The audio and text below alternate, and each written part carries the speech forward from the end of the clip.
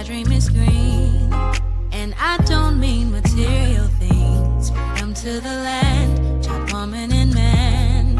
As we take up for what we stand. Better days and better nights. As we stand and unite. We're one and the same. Why is it so hard not to point and to blame? Better sheet, get our houses in order and we'll see the peace. There are steps that we must take if we wanna see. I see my people rising, no more stopping us. A couple billion acres across America, us. The peace rose for the sake of us. The sake of us, the sake of us. I see my people rising, no more stopping us. A couple billion acres across America, us. The peace rose for the sake of us. No more failing, telling me and beneath. What a beautiful moment, and a sight I can't wait to see. Even if I miss it, at least I wasn't part of the mission. Changing lives of men, women, and children. All glory goes to He that causes us all to be. Oh, and if they're thinking we can, show them that just as long as we stand. A monument, we the people can't be broken as long as we stay focused. I see my people rising, no more stopping us. A couple billion acres across America, us. The peace rose for the sake of us. For the sake of us. I see my people rising, no more stopping us. A couple billion acres across America, us. The peace rose for the sake of us. I see my people rising, yeah.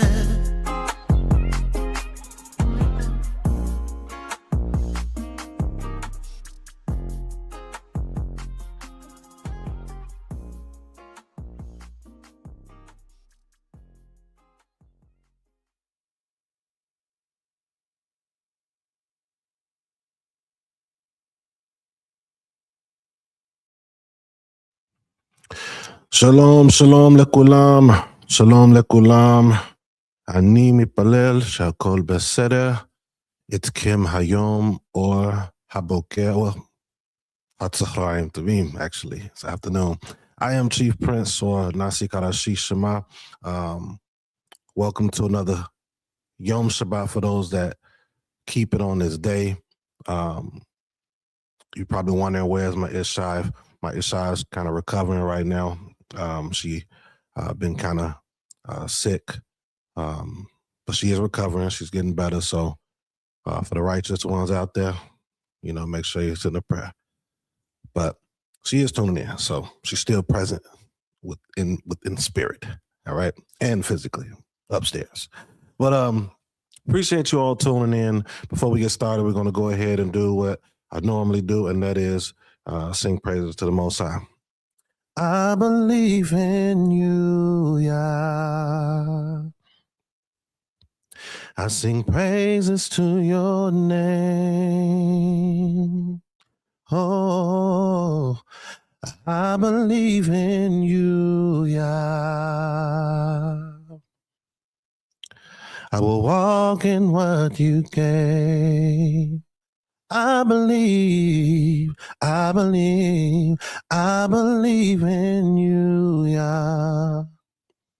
Oh yeah, I sing praises to your name.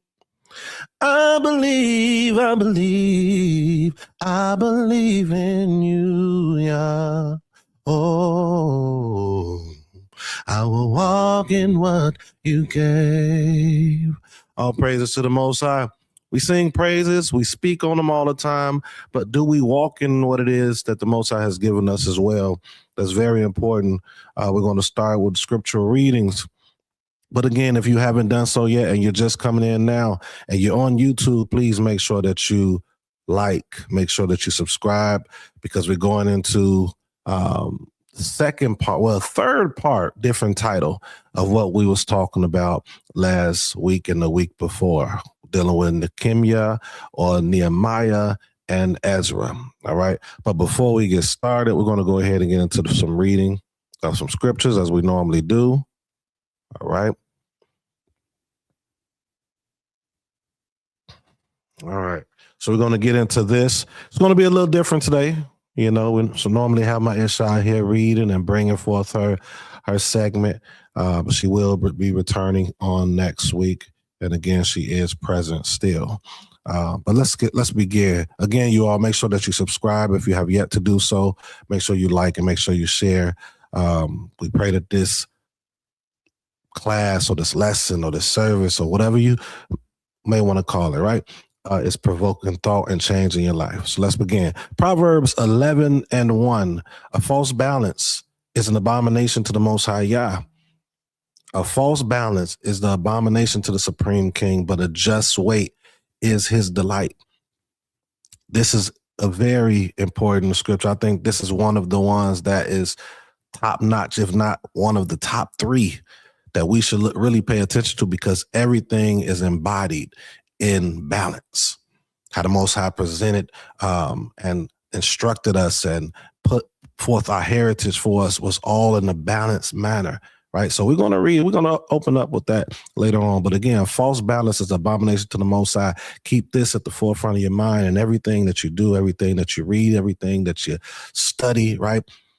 Every theology or ideology that you go by, make sure that it is balanced. That's the key. That is the key. You know, there are differences of understandings and things of that nature. And hopefully, you know, we get better at that.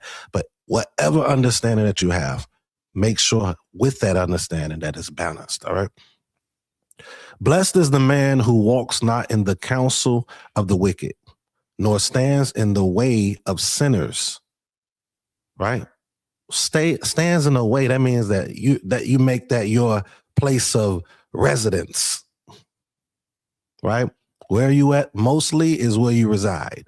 So if you are amongst those that are literally on purpose sinning, then you wouldn't be blessed, right? You're not blessed according to our culture and our understanding. But blessed is the man who does not walk in the counsel of the wicked, nor stands in the ways of sinners, nor sits in the seat of scoffers.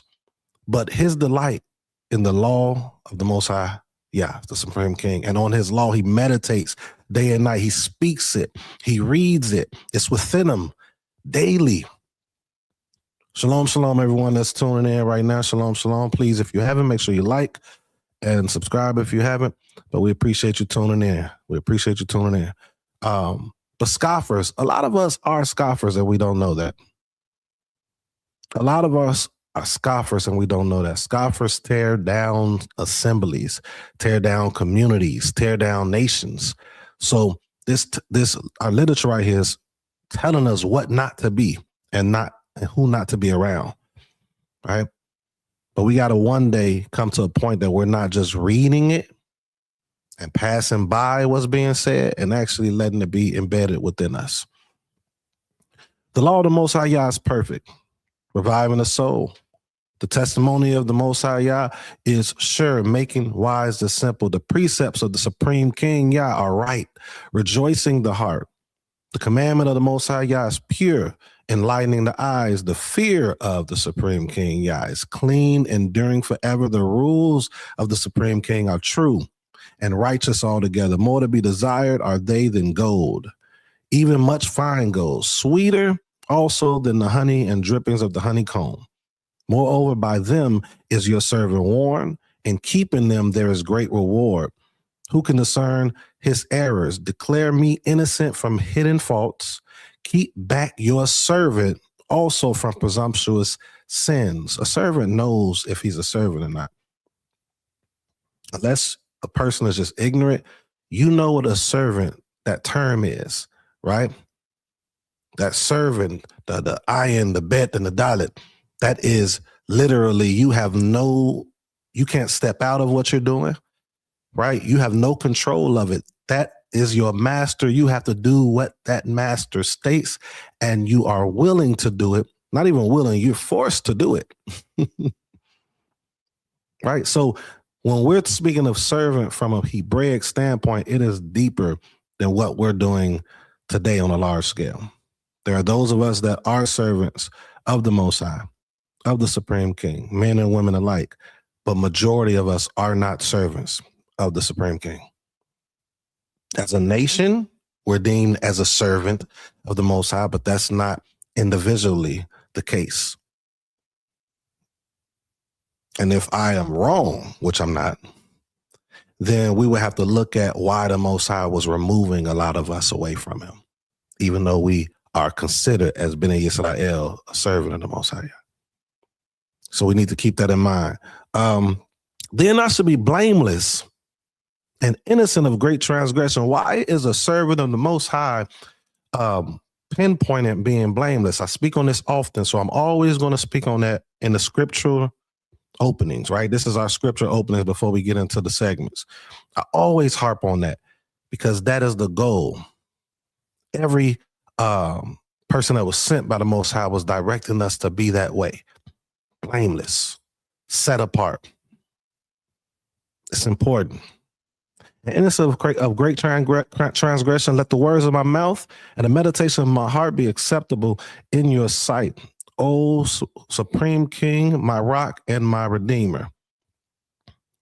1 Samuel 16:7 says, but the Supreme King said to Shemuel, do not look on his appearance or on the height of his stature, because I have rejected him. For the Supreme King sees not as man sees. Man looks on the outward appearance, but the Supreme King looks on the heart. This is very important for us to know this particular scripture and the context involved. Because a lot of us, we look on men from the outside appearance, what we think they may have, how we think, how successful they are, how good they speak, all of these different things. But the Most High very well could be rejecting them. And it's going to take you and your due diligence to be able to see that. But in order for you to see that, you have to make sure your path, that you're in alignment with the Most High. If you're not in alignment with the Most High, 9 times out of 10, you're not going to be able to see whether this man is of the Most High or not of the Most High. You won't be able to see it because you're not in alignment with the Most High yourself. So we have to make sure that's our first goal, to make sure that we're in alignment, no matter what path or area of the path that we're on, no matter what level of understanding that we believe we have or understanding that we do have. We have to make sure that we are in alignment. All right.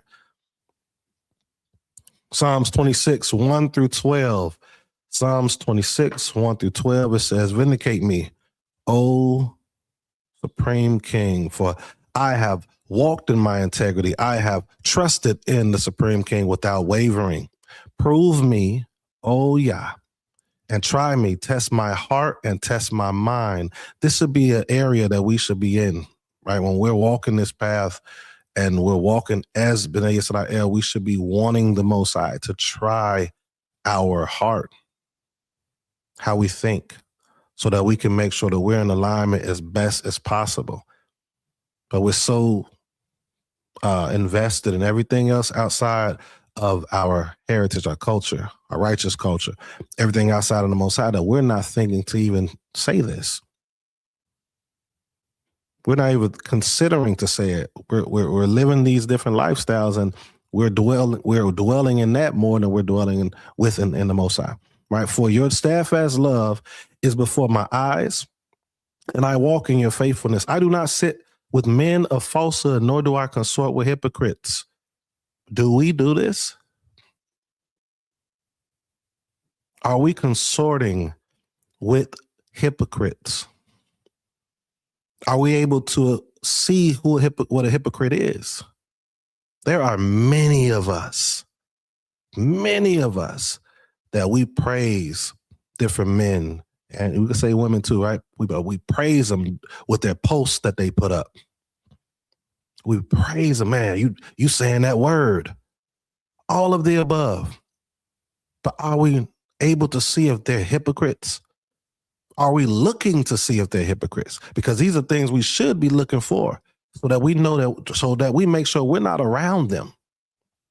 Are we searching out these individuals? Or are we just trying to be a part of what they're doing? That's my question. And that's a question that you should ask yourself. Because if you're consorting with hypocrites, what would that ultimately make you? 9 times out of 10, a hypocrite. I hate the assembly of evildoers. I will not sit with the wicked. I wash my hands in innocence and go around your altar, O Supreme King, proclaiming thanksgiving aloud and telling all your wondrous deeds. O Supreme King, I love the habitation of your house and the place where your glory dwells. Do not sweep my soul away with sinners. Always going to pinpoint this. We knew those that were before or pre-exilic, in exile, before getting pushed around to all these different ethnical groups that have nothing to do with us, that have no understanding of how we operated culturally. We knew that we would not call ourselves sinners. We knew it. We knew what a sin was. We knew if a person did sin, especially if they was righteous, we know they sinned right there. But we would never call ourselves sinners. Don't wipe me away with sinners, please. That's how we knew it as Bnei Israel, as the children of Israel, as the children of the Most High, the servants of the Most High. We understand that you didn't want to be around any of that, nor did you want to partake in it. But we have people today that's grasping it willingly, that term, due to the teachings that's being put out there. It's our job to break down those teachings, throw them away, inform those that you love, and let them know this is not anything close to or remotely close to what the Most High has said that we should be. In fact, let them know that the Most High won't even hear sinners at all.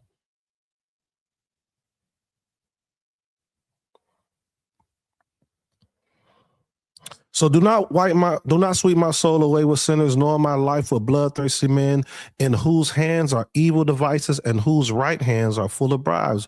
But as for me, I shall walk in my integrity, redeem me, and be gracious to me. My foot stands on level ground, and in the great assembly, I will bless the Most High. All right. Joshua 24 says, now therefore, fear the Most High Yah and serve him in sincerity and in faithfulness.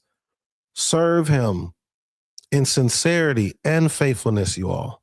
Consistency, consistently. That's what faithfulness is speaking of. Don't let these little pocket holes or these little breaks in between your day-to-day life remove you from being consistent and faithful to the Most High as a servant. This is not religion, or this is not religious. Right? Well, if we use the term modernly, you're religiously doing something, sure, fine. But in the other lens, that's not what we are. This is a part of our culture. This is a statute of ours. This is how we're supposed to move. This is our life. Put away the deities that your father served beyond the river and in Mitzrayim, and serve Yah. And if it is evil in your eyes to serve the Most High, which it is to most people today, they don't realize it, or they do. But he's saying, if it is evil in your eyes to serve, choose this day whom you will serve, whether the deities of your father served in the region beyond the river, or the deities of the Amorites in whose land you dwell. But as for me and my house, we will serve the Supreme King.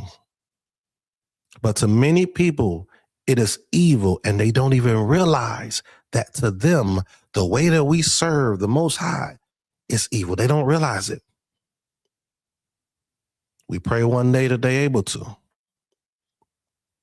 But this is the same thing that Joshua is putting on the table, showing them that these instructions that's given is for the benefit of us. And if you believe what thus says the Supreme King is evil, then choose where you want to go. You don't want to be here. You don't want instruction. You don't want structure. You don't want any of that. And we're going to read about that today when we get in the book of Nehemiah or Nehemiah. All right. Make me to know your ways, O Supreme King.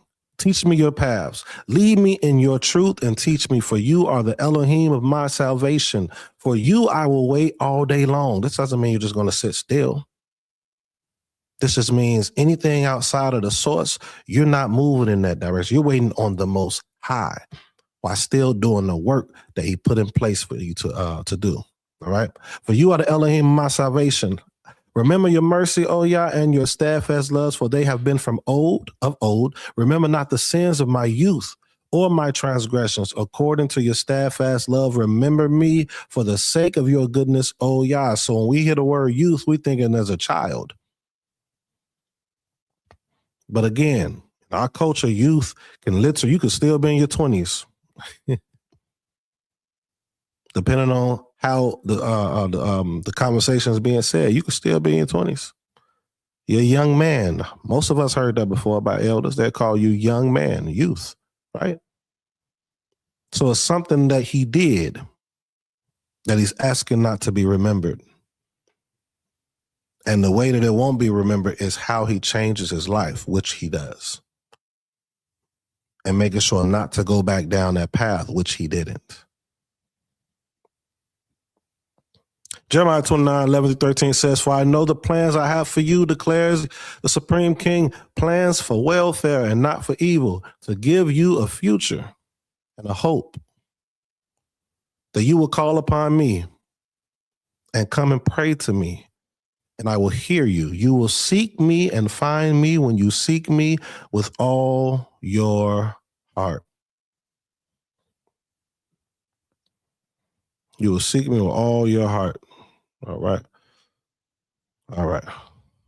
We got one more scripture to go to. Psalms 96:1-4 says, oh, sing to the Supreme King a new song. Sing to the Supreme King all the land. Sing to Yah. Bless his name. Tell of his salvation from day to day. So what is blessing his name, right? How you move, how you speak about the Most High, right? Bringing it out to everyone that you possibly can. And that's blessing the Most High, because technically we can't give nothing to the Most High. How can we really bless? So that blessing is being the way that you walk, all the things that embodies it, your path. If you're giving honor and praise to the Most High, you're blessing, and giving the honor and praise to the Most High before people and sharing that news with the people, bringing out how we're supposed to move, right? With the people. That's blessing the Most High. Declare his glory among the nations, his marvelous works among all the peoples. It's telling you what to do and what will bring forth that blessing that you're giving to the Most High. For great is Yah and greatly to be praised. That's blessing the Most High. He is to be feared above all deities. All right. All right. So at this point, we normally go into a couple selections from my Isha. But again, she's not present today. So we're going to go ahead and keep moving on along. And I'm going to open up with a prayer. And once that prayer is finished, we'll get right into it.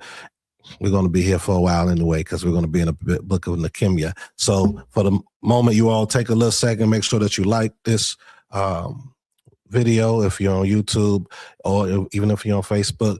Subscribe, share, because we're about to get into the actual lesson, you all. We are about to get right into the lesson. All right? Clear your minds, you all. We're going into prayer. Borenu, Abnu Malkinu. Ani mebekesh shenabola kaseshalka. Oh, great King. Oh, Yhwh Tsebaoth, Elohei Abraham, Elohei Yitzchak, Elohei Yisrael. Babakasha. Shema et hakol shali. Tzalaklanu al kol zema shehi gufanit ruchanit we nafshit. Our Father, our King, our Creator, I ask that we approach your throne. Please, oh great King, forgive us for any uncleanness that is spiritual, physical, and mental. Please hear my voice before the people. Torah about for all that you have done for us. Thank you for waking us up this morning, looking after us as we slept, returning the breath of life within us, allowing your spirit to dwell amongst us, protecting us as a people, even to this day, while you're reprimanding and correcting us. We ask that you continue to let your spirit dwell amongst us for your name's sake and for the covenant that you made with our forefathers and foremothers. Please look after those, O great King, that is less fortunate within our communities that are within this covenant. Look after the fatherless, O great King, the poor in spirit, the poor in finances, the widows.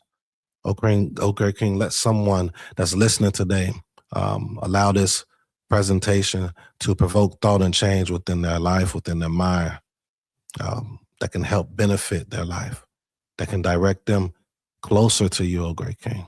And that's what we want, and we know that is what you want. Please forgive us if we have offended you in any way. Please forgive us for any sins that we have committed, and of course our forefathers as well and foremothers, O great King. We are supposed to stand on the shoulders of the righteous so that we can be righteous as well, so that we can be a great representation of you, so that those that are outside of us can see it and they can cling on to your ways and with the instructions that you have given us, O great King. We need you. We thank you. We glorify your name. Praise the eternal power. Praise the eternal source and praise the supreme King. All right. Before we get started, before we begin, I want to give honor and praise to the Most High, to the Supreme King, the ruler of all, the creator of all things, things known and unknown. All right, I want to give honor and praise to him. I want to also give honor to my Ab and my Aim, or you all may say Abba and Ima. For without them, I wouldn't be present. I wouldn't be here to be doing what it is that I am doing now. I want to give honor and praise to my Ab-in-law and my Aim-in-law on Torah, but Most High bless her memory, because without them, I wouldn't be married to their daughter, and she wouldn't be a part of the ministry that we are building together, and the direction that the Most High has us in. This wouldn't be possible, wouldn't be here. So I give honor to them, and I also want to give honor to my Isha. Pray that the Most High strengthens her and continues to build her spiritually, physically, mentally, and keep her protected. So I want to give honor. I appreciate her for what she does. And also, last but not least, Chief Principal and Bayeeth Ma'azahn, who ordained me and elevated me over the years for his mentorship, his friendship, his guidance. And also Chief Shalim. I pray that the Most High is building him up and guiding him and doing what's necessary for the path that he is on as well. All right. So let's go ahead and get started, you all. Let's go ahead and get started. All right. So what is the topic of today? It wasn't going to be a part 3. I didn't want it to be a part 3.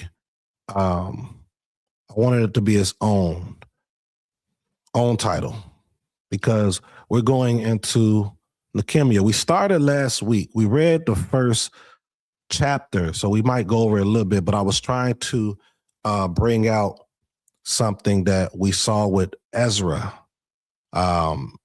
Ezra went into a corporate covenantal intercession for the people, right? There was a corporate prayer, and we saw in that he was saying we and I, sin and things of that nature in regards to the subject dealing with the marrying of these other nations with the priests and things of that nature. But we know that he didn't do that. So we tackle leukemia on Nehemiah, which we're about to read now. We tackle Isaiah. We tackle Daniel to show that the prophets, right, the messengers of the Most High, who he put in that position, was not the people who they were talking about, or the text was talking about. They were talking about others. Right? They were talking about others. So if you missed that, go back and watch that last lesson and the lesson before that. That's part 1 and part 2. Today we're dealing with, come, let us build a wall that we may no longer suffer derision. It's very important. This topic is going to be applied for today as well. So please take notes and just see the direction I'm trying to go into when I bring this out, because letting us build a wall is not just only necessary. We know that context, that was for that time, but we should be building a wall or a gate around our path in general so that we can fulfill these things. All right. So without further ado, I'm going to go ahead and get started. We are in the book of Nehemiah, Nehemiah chapter 1, right? This may be a short class today due to it just being me, but short is subjective because short could still be 3 hours. All right, let's go ahead and get started, you all. Let's pull this up.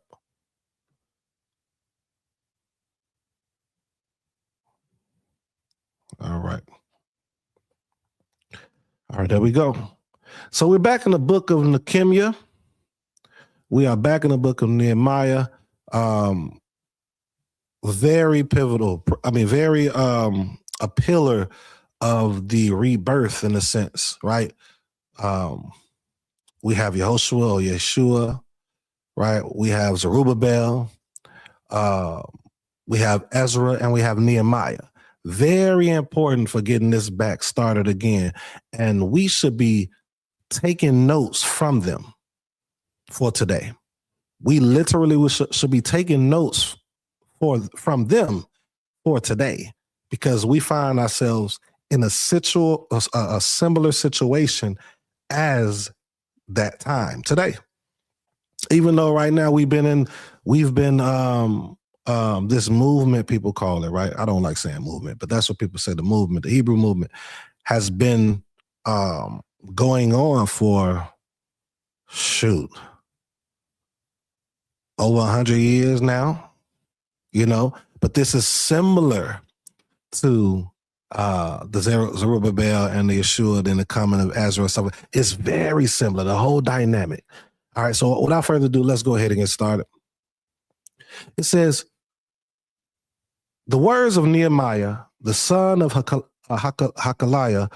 Now it happened in the month of Kislev, in the 20th year, as I was in Susa, the citadel, that Hanani, one of my brothers, right, came with certain men from Yehuda. I want to stop there. This, my brother part, and we're going to get into it. I won't harp on that just yet. I'm going to go for it. But just pay attention to brothers, right? And I asked them concerning the Jews who escaped, who had survived the exile, and concerning Jerusalem. And they said to me, the remnant therein, the province, who has, let me move this over a little bit, who has survived the exile is in great trouble and shame. The wall of Jerusalem or Jerusalem is broken down, and its gates are destroyed by fire. Right? Pay attention. As soon as I heard these words, I sat down and wept and mourned for days. I continued fasting and praying before the Most High Elohim of heaven. Now, how many of us, right, will react this way if we hear news like this? Or will we be like, man, that's crazy? That's crazy. Now, we know that, to be fair, everyone is not that invested in their people or the Most High's people. Most of us are invested in our own lives. But if we can get enough to be invested in the Most High people, we can probably see a change around. But look at this. Nehemiah, as soon as he heard the news, as soon as I heard these words, I sat down and wept and mourned for days. The things that go on with us as a people here in the United States, we care more about things that go on outside of us. We just like America. We care about social media. These actors, what's going on in their lives versus the very things that's going on in your own community. So when we hear things that go on in our community, we're like, man, that's crazy. But how many of us will go into mourning for days and continuing to fast and to seek out the Most High on how to deal with this situation? I continue fasting and praying before the Elohim. Why did he do this? Because he's seeing something. Many of us are seeing something, but we're just going about our day. Oh well, that's crazy. We'll sit up here and read something like what we read earlier with Joshua, when he said, well, man, my house, we gonna serve the Most High. But he ain't saying it the way that we would say it, because he still was leading the people after that. He still was within the culture and the community.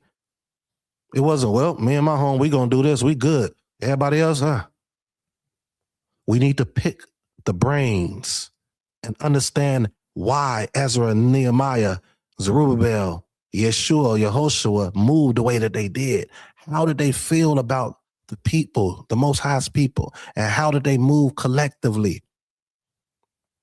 We can see more changes if we care more about the Most High's people and care more about the Most High. You can't care about the Most High and don't care about the people.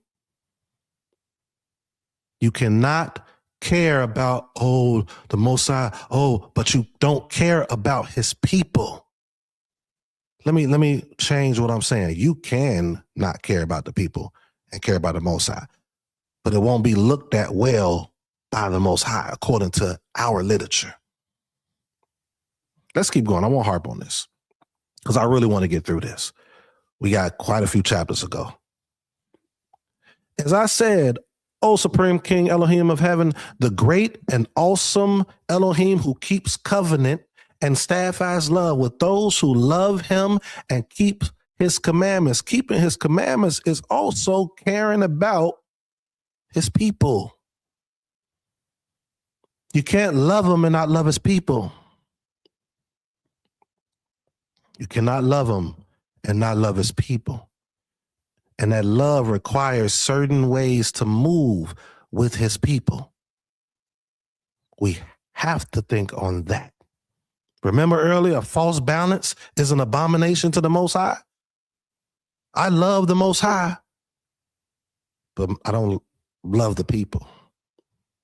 You know what's interesting too? Do you know that in Hebrew, there is no difference of the word love and like? It's the same word. In Hebrew, love and like is the same word. Somebody could correct me. I don't know every Hebrew word. I speak Hebrew, teach it, read it, write it. But just like in English, I don't know every word. So if someone wants to comment to correct or put something in the chat later when you watch this back, I'm willing to check it out and consider it. But from my knowledge, there is no difference. Ani oheb, right? Oheb, ohebet, ahaba, love being noun, love being verbs, or like, interchangeable. So when we say we don't even like, that's something that we all got to take, myself included. Man, I don't like dude. I do not like her. But from a Hebraic thought, there we go. Shalom, shalom, Chief Prince. But from a Hebraic understanding of concrete, right? We always talk about abstract and concrete. Concrete understanding, love and like is the same thing. So we have to be careful what we say. And then when we figure out that love and like is the same thing, then we know how we are going to move with one another or move with the Most High's people. All right, let's keep going. This is going to be I hope this is a good lesson today. We're just getting started, but we're about to get into a lot of stuff. So bear with us. Stick it out today. We're about to go in, y'all. Here we go.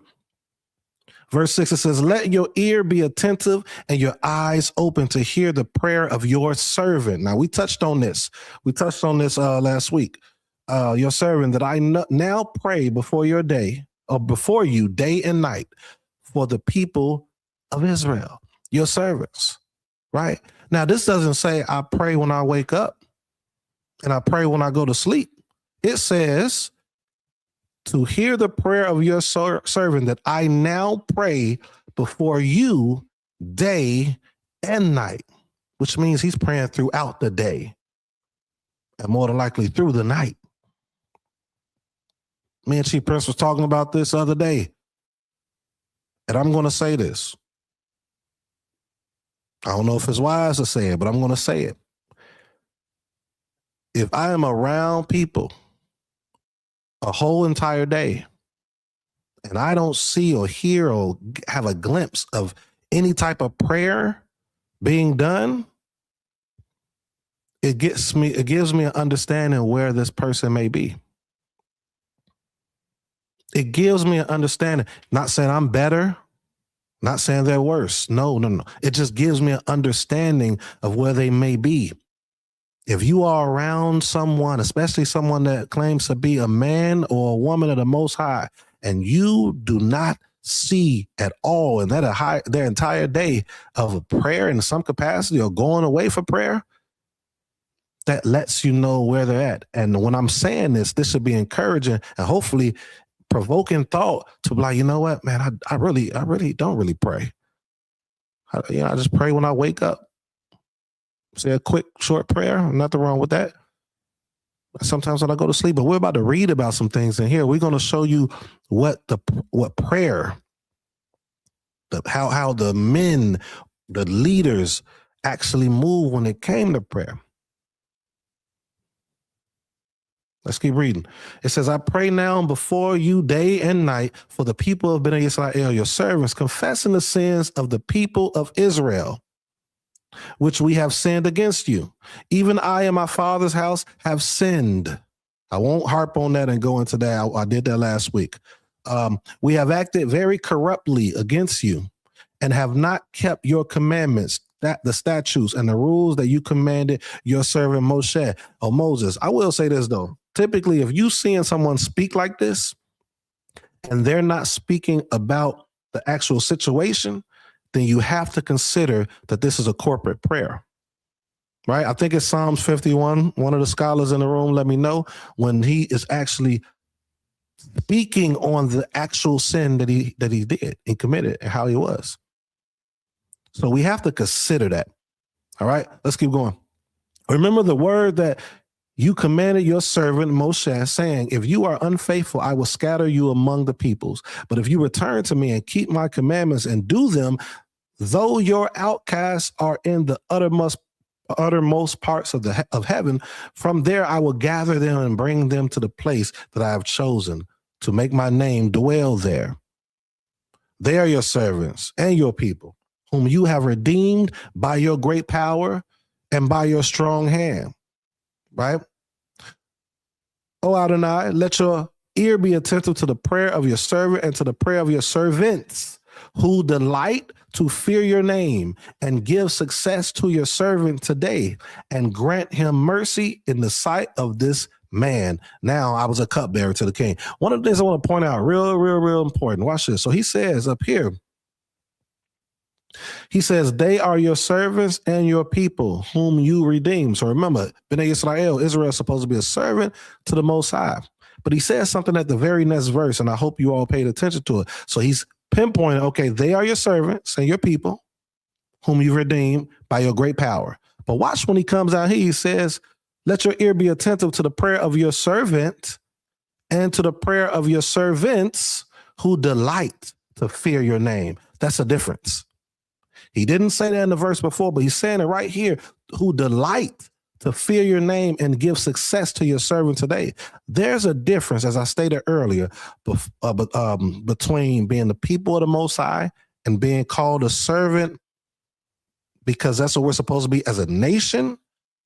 And there's a difference between those that are servants that delight in being obedient to the Most High, that delight in his name. There's a big difference.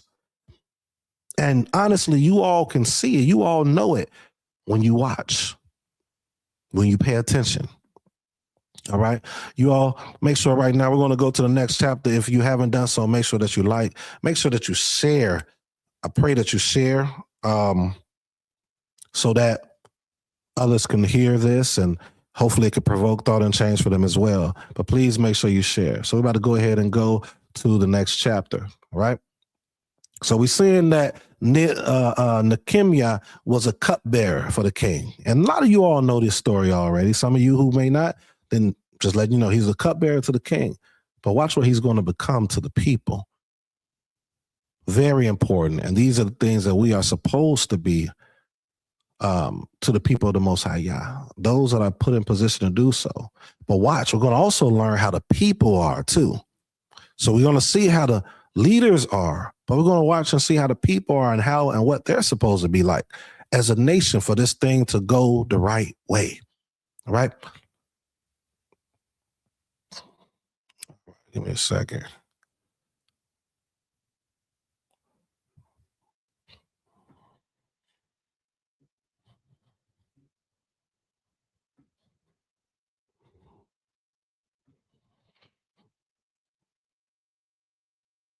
All right.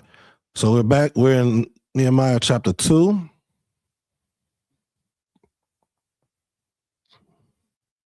All right. In the month of Nisan, in the 20th year of King Artaxerxes, that name, woo, King Artaxerxes, when wine was before him, I took up the wine and gave it to the king. Now I had not been sad in his presence, right? Now I had not been sad in his presence. So this is something that's going to be new to him. And the king said to me, why is your face sad, seeing you are not sick? This is nothing but sadness of the heart. Then I was very much afraid. I said to the king, let the king live forever. Why should not my face be sad? Pay attention, y'all. Why should not my face be sad when the city, the place of my father's graves, lies in ruins and its gates have been destroyed by fire? How many of us are sad of our people's current state right now? How many of us are sad about our people's state right now? If you are a Christian watching this, if you are an Israelite watching this, how many of us, how many of you are sad at this state? Right? Well, you know, 𤄃𤓅𤐊𤅅𐤊𝐿, Nehemiah, Ezra, they were leaders. This is what they was commissioned to do. We're going to read about the people in a minute. So I'm asking the question, and that question is, how many of us are sad about what's happening today? And when you are sad, that brings forth duty in some capacity. Even if you're not a leader, it's still a certain duty if you are truly sad. The problem is most of us aren't sad. Most of us are just moving with what we're used to today. We're not trying to figure out ways and things to better it, to better the situation. And I will be fair and try to be balanced and say some of us just don't know how or even what to do. But those of us that don't know what to do or how to do it, we should be reaching out to the Most High, asking the Most High to show us. And one of the ways, and most likely the only way that the Most High shows that, is sending you before the people that does have a plan. Where there's no vision, my people perish. And we're going to continue to perish because we don't have a vision. But 𝄃𤓅𤐊𝐿𝐿 had a vision. Ezra had a vision. Zerubbabel had a vision. Yehoshua or Yeshua had a vision. We all have visions. And you know what that vision, I'm not talking about the Most High jumping in your mind and talking and speaking to you. You can see, right? And if you can see, you're looking at the scriptures right before you. It's telling us what to do. But we don't want to do it. We're not truly sincere servants. But we can be. You can be if you're not. All right, let's keep going. So I said to the king, let the king live forever. Why should not my face be sad when the city, The place of my father's graves lies in ruins, and his gates have been destroyed by fire. Then the king said to me, what are you requesting?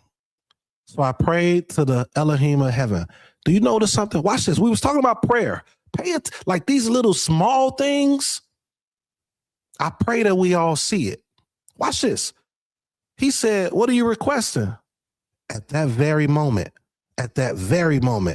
he prayed to the Elohim of heaven. Could have been very short. Could have been right in his mind. Could have paused, put his head down for a minute. Right? He said he prayed day and night. That doesn't mean twice. He took a moment right then, after that question was asked, gathered his thoughts, and more than likely said a quick prayer. All right? Let's keep going. And I said to the king, if it pleases the king, if your servant has found favor in your sight, that you send me to Yehuda, or Judah, to the city of my father's graves, that I may rebuild it. We find out who we are as Bnei Yisrael. We're excited.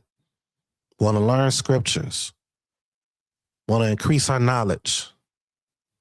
Even want to maybe meet up with each other. But how many of us want to rebuild the nation? How many of us want to rebuild? And what does rebuilding require? These are things and questions we should be asking ourselves, and goals that we should be setting. Not even goals, we should just do it. And the king said to me, the queen sitting beside him, how long will you be gone, and when will you return? So it pleased the king to send me when I had given him a time. All right. All right. And a letter to Asaph. And I said to the king, if it pleases the king, let letters be given me to the governors of the province beyond the river, that they may let me pass through until I come to Yehuda or Judah. And a letter to Asaph, the keeper of the king's forest, that he may give me timber to make beams for the gates of the fortress, of the temple, and for the wall of the city, and for the house that I shall occupy. And the king granted me what I asked, for the good hand of my Elohim was upon me.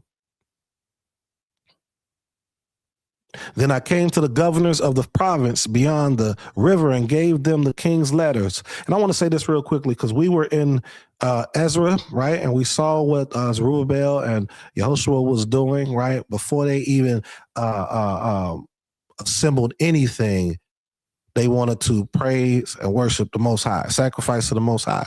That was the first step before anything, right? Now we see Nehemiah is coming in, and he's asking and requesting these things to build these places for the walls, the city, the house I should occupy, right? For beams for the temple, fortress for all these different things. This should be our steps. This can be our steps. But it requires people. It requires more than one person or two or three people to want to do it. It requires coming together.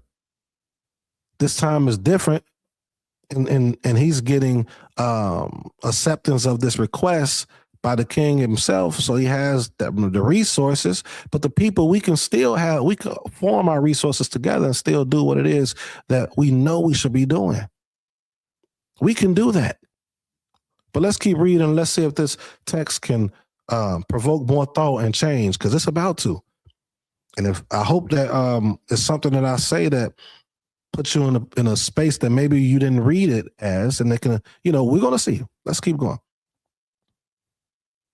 Then I came to the governors of the province beyond the river and gave them the king's letter. Now the king has sent with me officers of the army and horsemen. But when Sanballat, the Horonite, and Tobiah, the Ammonite servant, heard this, it displeased them greatly that someone had come to seek the welfare of the people of Israel. They didn't like it.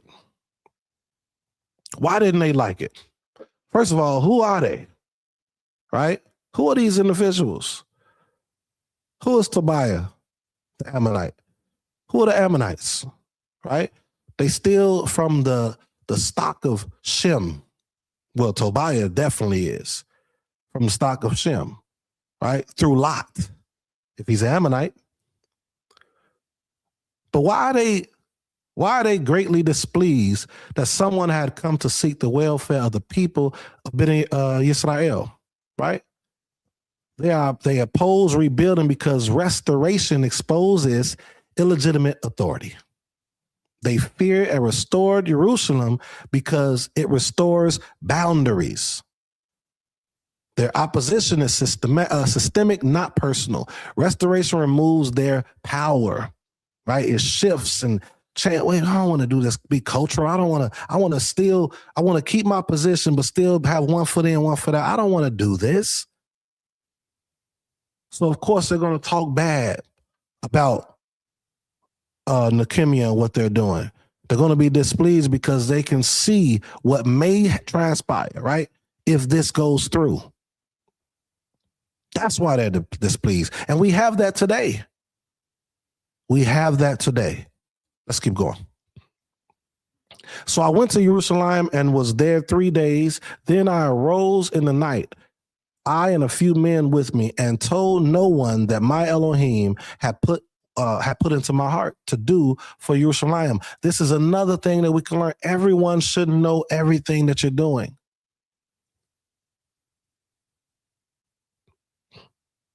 He told no one at that particular time and place.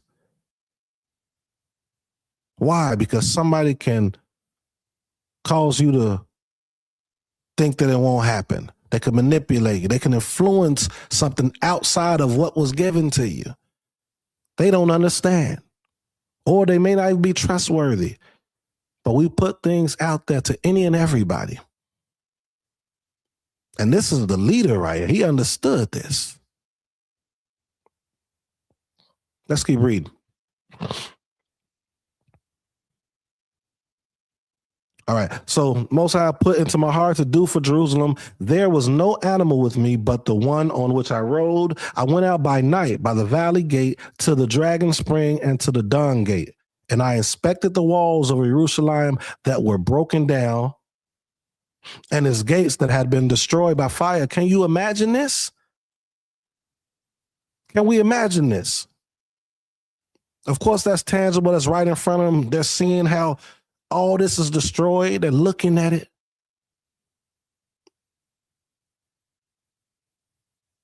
They're looking at it and they're understanding it. And it's right before them. Inspecting the walls that's been destroyed. The ruins just laid. It's,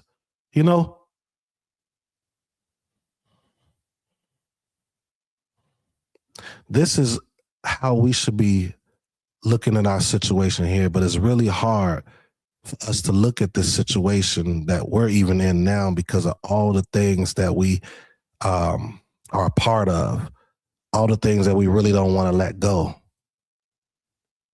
But one of the things I like to talk about is those of us that's on this path. We have a love for the Most High and we have children.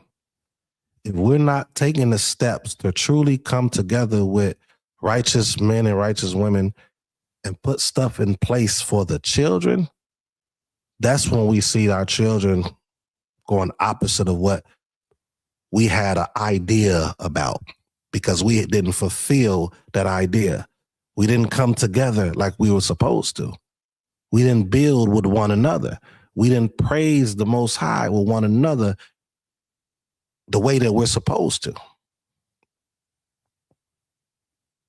But let's read. I'll let the text explain it more. Here we go. Then I went on the fountain gate and to the king's pool, but there was no room for the animal that was under me to pass. Then I went up in the night by the valley and inspected the wall, and I turned back and entered by the valley gate, and so returned. And the officials did not know where I had gone or what I was doing, and I had not yet told the Jews, the priests, the nobles, the officials, and the rest who were to do the work. Then I said to them, you see the trouble we are in? How Jerusalem lies in ruins with its gates burned? Come, let us rebuild the wall of Jerusalem, that we may no longer suffer derision. What is the purpose of a wall? Right? What is the purpose of a wall supposed to protect you from outside individuals, things to bust in and disrupt things that's going on with you? It's supposed to protect that outside things from harming you. We need to build a wall as Bnei Israel here at the end of, well, it's 2026 now. In 2026, we're all over Facebook giving everything, every ideology and theology that we have, letting everybody outside of us see it. We haven't created a wall, at least on that. Part of me think that most people on Facebook are people that are not a part of an organization or assembly. That's part of me. I'm not saying it's a fact, because there are people that's a part of assemblies and congregations that's on Facebook doing the same thing. We need to create a wall for the sake of our people and for the Most High's name's sake, that keeps it in, because we're making it look extremely bad, right? That we may no longer suffer derision. When someone speaks in derision, they are saying, you are beneath me and your effort is laughable. You're beneath me and your effort is laughable. What you're doing is funny. You really think you're doing something? It's not going to work. You're not who you believe you are. You can't accomplish this.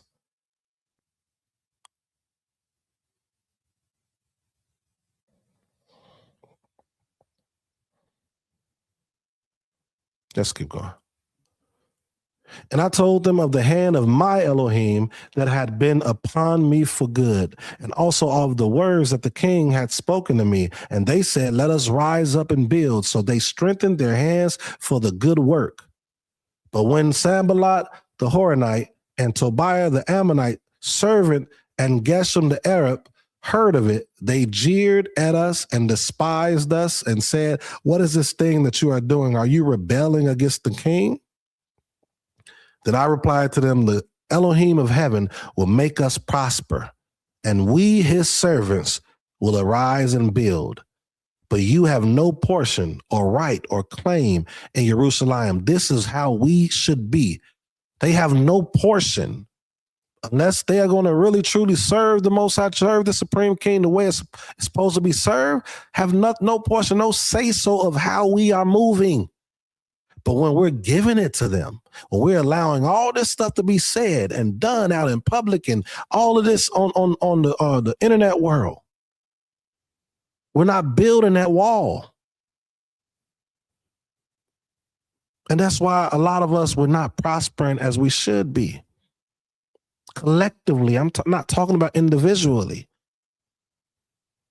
And we're going to see why it's very important not to have that individual mind state once we continue to read. All right. We talk too much, Cain. Yes, we talk too much. Social media, man. But the reason that is because the lack of wanting instruction, the lack of wanting structure, and wait for it, the lack of actually wanting to keep Torah. The lack of actually wanting to be as our righteous forefathers and foremothers was. We don't want to be that. We want to be the ones that was actually rebellious. That goes for people that are teachers and not teachers. We're the same people, but we still can overcome, and we still could come together, and we still can build, and we still can build assemblies and things of that nature, as we're going to see here why it's important. I understand the friction that people have with assemblies and stuff like that. I get that. But that should not be a reason to cause you not to want to be a part of what the Most High put in place for us to do. And putting away the idolatry. Okay. All right, let's go ahead and go to the next chapter. If you have not done so, you all please take the time, make sure that you subscribe, like, and share. Make sure that you subscribe, like, and share so that this can get out there. All right.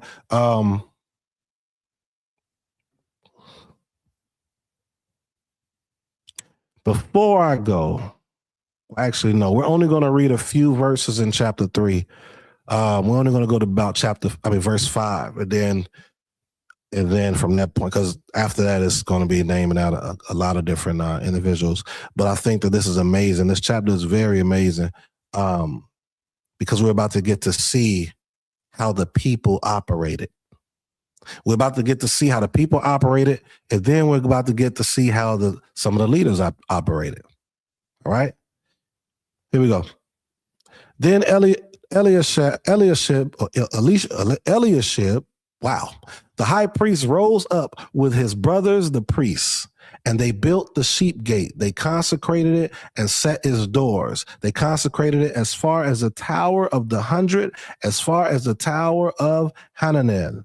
And next to him, the men of Jericho built. And next to them, Zakur, the son of Imri, built. The sons of Hassanah built the fish gate. They laid its beams and set its doors, its bolts, its bars. And next to them, Meremoth, the son of Uriah. I'm reading this on purpose. We're not going to read all the way through, but we're going to read to a certain point. But you're seeing that everybody is playing their part. Everybody is wanting to build this for a reason. We saw that in Ezra already. We saw how the people were when they realized where they were coming from and what they wanted to go back to. Today, we're not like that on a large scale. But that's what Haggai was talking about too. So it's the same thing. You know that Jeremiah 29, build ye houses and all these different things, but those people didn't want to leave at that point. How many of us are okay where we're at right now? We are. Most people are. Most of us on social media, we're good. As long as we could tune in to a different organization and see what we can hear from them and that what we could use to add to our life, we good. But we're harming our children. We may be good, but we're harming our future children by not establishing something that is going to keep them secure. Securely focused on the Most High. And not just by words, but by actually walking it, serving in sincerity and faithfulness, like Joshua Yehoshua said. But we're doing the same thing that we did in this time right here. But how many of you are going to want to be the ones that's actually putting in the work to be a part of a people, the Most Highest people, that's serving them and putting stuff in place that's going to help our family for generations to come, or however long we got? We got to get back to that. And that's what they were understanding right here in Nehemiah on Nehemiah 3. We're reading about it. But let's keep going. We're going to get to the one part I really want to talk about. And next to them, Meremoth, the son of Uriah, son of Hakaz, repaired.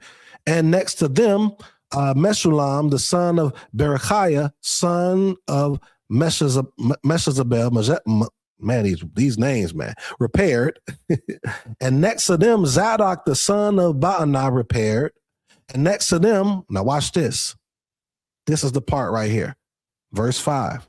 And next to them, the Tekoites repaired, but their nobles would not stoop to serve their masters. It's not Lord, by the way, y'all. This is plural in Hebrew. Why is it saying that they will not serve their leaders? Let's say that. They're legitimate leaders, because at this point, these nobles, we have to break down who they are. Let me see this message real quick.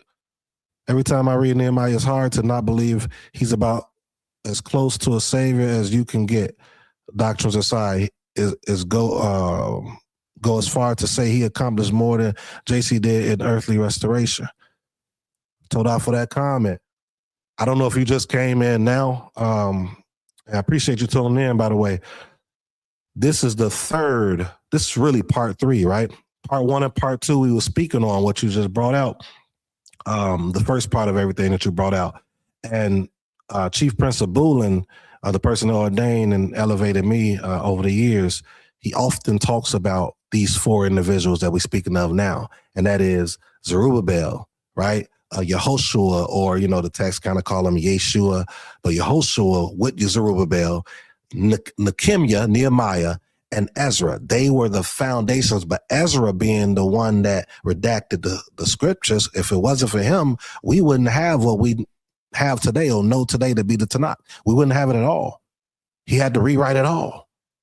So as you saying, like, he was one, watch this. He would often say, we know how great Moshe is.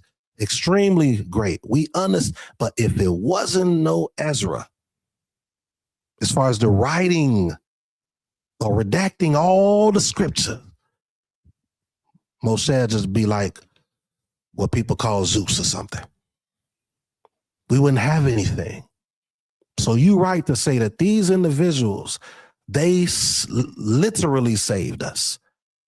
They literally preserved, especially Ezra, when it comes to the literature, when it comes to the writings, literally preserved what we have today. And all glory and praise to the Most High for allowing them to do what they did, allowing Ezra to do what he did, for us to have this today. So appreciate your comment. All right. So, and next to them, the Tekoites repaired, but their nobles would not stoop to serve their masters or their leaders, their legitimate leaders. So I'm not going to read the rest of this. We're going to jump down to like 63, but I want to harp on verse 5 for 1 second, right? I wrote something down I wanted y'all to see. So Tekoa was a town south of Jerusalem in Judah. The people showed up, right? Remember I was talking about what the leaders are and how we should, we talking about Nehemiah, we're talking about Ezra, we're talking about all these people doing these amazing things for us to bring back who we were and to put us in a position to know where we are at, who we are now. It's them. But it wasn't just them. It was the people, the ones we're reading about right now in chapter 3 all the way down. I'm not going to read all of it, who showed up too. Our people today are not showing up on a large scale. We are comfortable with online, y'all. Because our regular and real lives, a lot of us may not be doing this. A lot of us may not be actually living what we speak about online. A lot of us we don't like instruction. We talk about Nehemiah, he was governing the people. We talk about Ezra. We talk about these people, listen to them. They understood taking leadership for accountability, instruction, and structure. They understood we need to put something in place and come together so our children could be good going forward. They understood that. But we're not understanding it now. It's easy for us to watch a person online teaching as I'm doing, or somebody, and I'm like, okay, cool. Once it's done, I go live my life. But how is that going to protect our children? Because once you're done, it doesn't go forward because you haven't established anything like what Nehemiah or Nehemiah is doing right now. So I wanted to say that part, but let's get back to it. The Tekoites did the work, right? Just as everybody else said that's below them, but I want to stay on verse 5. Verse 5 is very important. So Tekoa was a town from Jerusalem and Judah. The people showed up of Tekoa. They labored on the wall. They participated in restoration, right? This matters. The community was willing. We have to be willing. But watch this though. Their nobles refused. So the local elites, right? The leaders that wasn't legitimate leaders when it comes to restoration. They were leaders when it comes to benefiting them, not benefiting the people, right? Influential men, those with status and authority, they withheld participation, not because they were unable, but because they were unwilling. They did not support the work of their masters, right? The legitimate leadership, the ones that's trying to restore everything, the one that's actually trying to bring righteous culture back to the community, trying to bring accountability and structure to the community, trying to bring Hebraic decorum to the community. And I'm speaking for today's time right now. Trying to bring that plus family, because we all just want to do family stuff. And that's fine. But we have a lot of broken families because there's no structure, accountability, all these different things I mentioned before this. And these were these nobles who refused to serve legitimate leadership. And who was that? Nehemiah, the overseers, and the covenantal authority restoring Jerusalem right now. They rejected them, refused submission, distanced themselves from covenant responsibility. Right? They didn't want this. It wasn't being lazy. They didn't want that. It wasn't about laziness. They really didn't want the success, because once you put that order back in place, now it reveals who the people are. And it's a chance that they will have to be removed. That's how the Most High always operated in the Tanakh. We don't get in order, you got to be removed if you're not going to get in order, if you're not going to serve the people properly, if you're not going to serve the Most High properly. It removes scoffers. All of this is important. All of this is what establishes and confirms and bring longevity to structure. They didn't want it, just like we don't want it today. I'm going to read y'all comments in a minute. I want to finish out this chapter. All right. So it exposes a fracture inside of Judah. You got faithful, as we read it with the Tekoites and all the other individuals, not the nobles within the Tekoites, but we're reading that faithful laborers below, but the resistant elites above.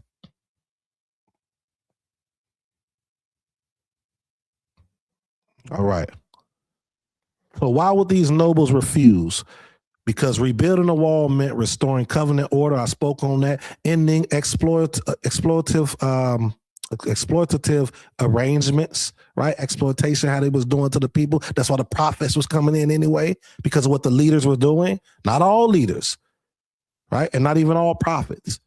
Because if it was all prophets, then the Most High wouldn't be sending prophets for the prophets, right? So accountability is returning. That's what we're missing today. Most of us, the accountability is the part that we are not willing to accept, because we want to still move just like the rest of the world. We claim that we've been in Israel. We claim it. But when it comes to actually doing what Torah says or the Torah says, we won't do it. And guess what? Nobody can make us, because we didn't make a covenant anyway. We become a part of assemblies or congregations and ain't made no covenant at all before the Most High swore on the Most High's name. That's culture, righteous culture. And that's why we keep failing. Let me read this real quick. I think I read this part right here, which is sad because the nobles were in captivity too. Right. They was. They were in captivity as well, but they preferred it. So we're in exile right now. We're exiled. We're in America. This is not no captivity. Now you talking about our forefathers here in America? They was in captivity. We not. We could go on a plane and go to different states. We could go overseas. We could go where we want to. Now exile, as Chief Prince Bullen would say, exile, that makes more sense than captivity. But let's keep going. The wall wasn't done just the wall wasn't just stone. It was law, boundary, and authority. As I spoke on earlier, we need to create a wall, right? In 𝐄𐤓𐤅𐤊𝐉, or the ethics of the fathers, it says to create a fence around the Torah. Why is it saying to create a fence around it? Because we need to protect the things that was given to us, right? So we can fulfill it.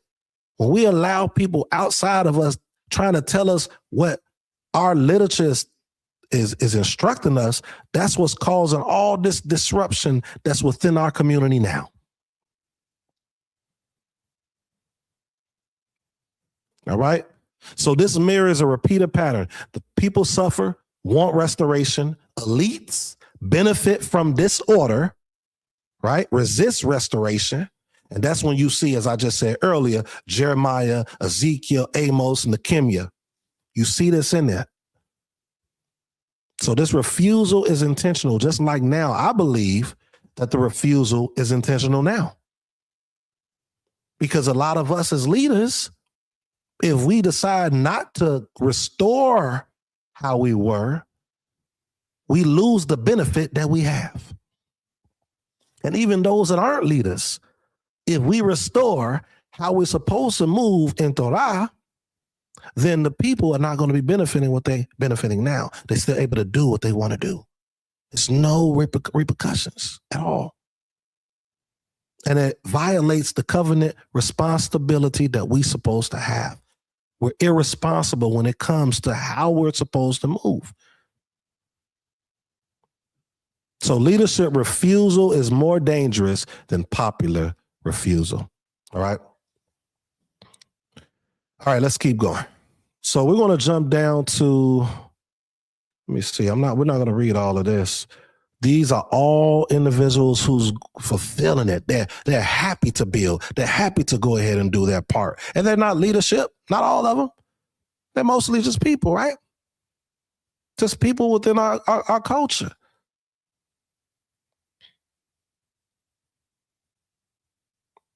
One day we can do this. One day.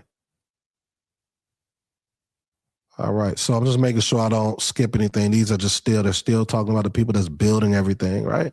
All right, cool. Let's go ahead and jump to the 4th chapter. So you all, if you haven't done so yet, please make sure that you subscribe, make sure that you like it, make sure that you share it so others can hear this. We're trying to provoke thought and we're trying to provoke change. And I think that a lot of us, we read the scripture like a fairy tale. We read the stuff that we like, the stuff we don't like, we do away with it. And that's most of us. Most of us do away with most of these things. And then we bring up, and this is not towards Adon, who just commented. And if you was to look back on most of my teachers, you hear me say this often. But we bring out things like, we're in captivity or we in exile and all those different things. But then I bring out, hey, that's Daniel was too. Daniel was too for a lot of years. But he still was serving the Most High.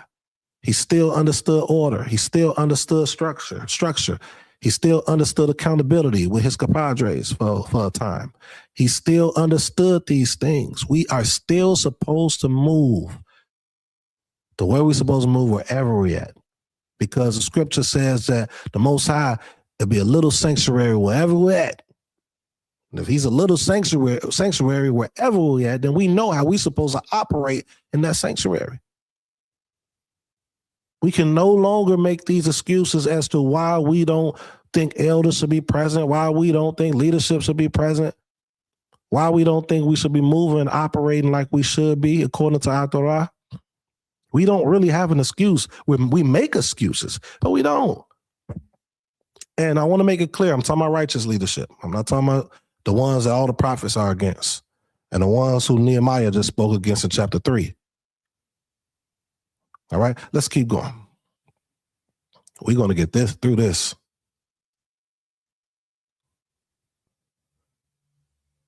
Let's keep going.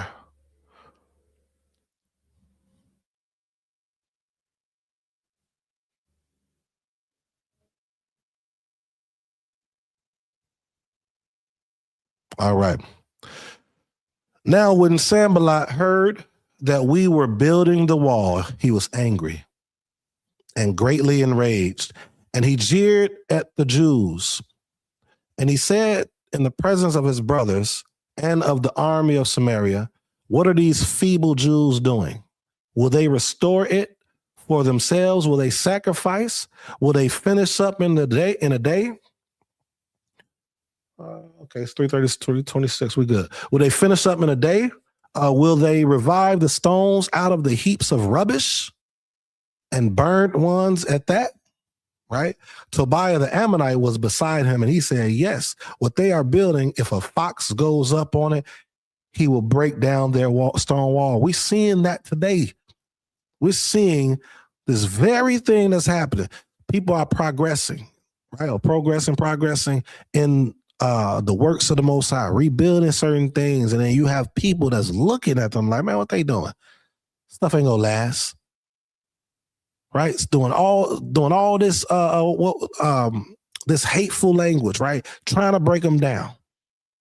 We see this same thing that Tobiah the Ammonite and man, I can't think of his name. Sanballat is doing, right? Here, now this is Nehemiah. Hear, O our Elohim, for we are despised. Turn back their taunt, right? So they're hearing this too. Turn back their taunt on their own heads and give them up to be plundered in the land where they are captives. Do not cover their guilt and let not their sin be blotted out from your sight, for they have provoked you to anger in the presence of the builders. So my advice to some of you or most of you, I would not be talking ill about people that are trying to do work for the Most High. You could very well be the same way that this Tobiah is, that Sanballat is. And some people be against, well, you shouldn't pray destruction or whatever on other people. No, yeah, it's context behind that. It's a lot of context behind that.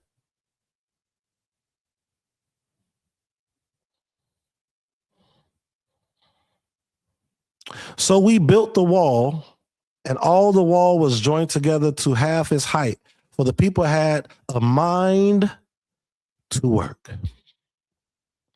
The people had a mind to work. Do y'all see this? The people had a mind to work. All chapter 3, we saw all these different people within Israel who was not even considered in leadership, but they all had a mind to do this. They wanted to, they desired it. Yeah, there may be levels to this. And that's why the people that I'm not going to say that, but look, there are levels to this, understood. But even in those levels, we should have people that have a mind to work, a mind for structure, a mind for accountability, a mind for elders, a mind for leadership.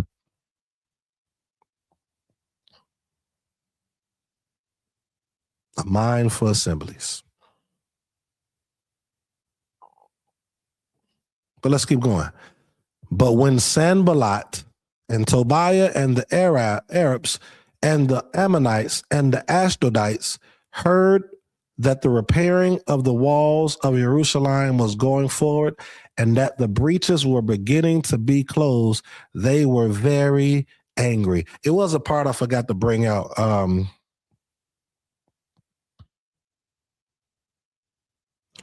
it was a part I forgot to bring out.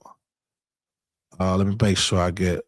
It was in Deuteronomy, I believe it is 23, maybe, and it talks about that the Ammonites will be, I think, away for like how many generations is that? Give me a second. That's one thing I forgot to bring out. Let's go to Deuteronomy chapter 23 and 3 so I can bring that out. Because what's happening is they knew if they knew he was an Ammonite too, they already understood what it was. So we're going to come back to Nehemiah 4 in 1 second. Let's go to Deuteronomy 23. See if that'll pop up. Yep. No Ammonite or Moabite may enter the assembly of the Most High, even to the 10th generation. None of them may enter the assembly of the Most High ever. So when they are understanding what's happening, when Nehemiah is getting this stuff back in place, if they do that, then it's going to remove their illegitimacy. It's going to remove him. They don't want that to be taken away from them. It just popped in my head. I had to, I wanted to make sure I said that to those that's listening that may not know what's really going on right here. Wanted to make sure I put that out there. All right, let's continue. So we just read Nehemiah 4 and 6, dealing with a mind to work, right? So let's keep going. And it says, so we read this part right here. We'll read it again. But when Sanballat and Tobiah and the Arabs and the Ammonites and the Ashdodites heard that the repairing of the walls of Jerusalem was going forward and that the breaches were beginning to be closed, they were very angry. Very angry. And they all plotted together to come and fight against Jerusalem and to do what? Cause confusion in it. To cause confusion in it. There are many people that's going to be attempting to cause confusion in what it is that House of Balance Ministries or Bayeeth Ma'azahn Ministries, our organization, is bringing, and other organizations that's coming together to do the Learn the Culture Conference that we're going to be bringing out May 15th through the 17th. There are going to be many people that are going to try to cause confusion. That's just what it is. But even with that causing of confusion, we got to still push through it, no matter what. And that's what we're going to see what Nehemiah or Nehemiah is doing as well. All right. What we got? It's important to continue teaching the Torah and not focus on the gathering of the people. That's for the Most High. Same with building of the wall. Is it for them or Yah? All right. So I don't know if that's a question, but if it's a question, are you asking is what Nehemiah or Nehemiah doing for them, or is it for Yah? Or are you talking about here in 2026? And the first part is it's important to continue teaching the Torah and not focus on the gathering of the people.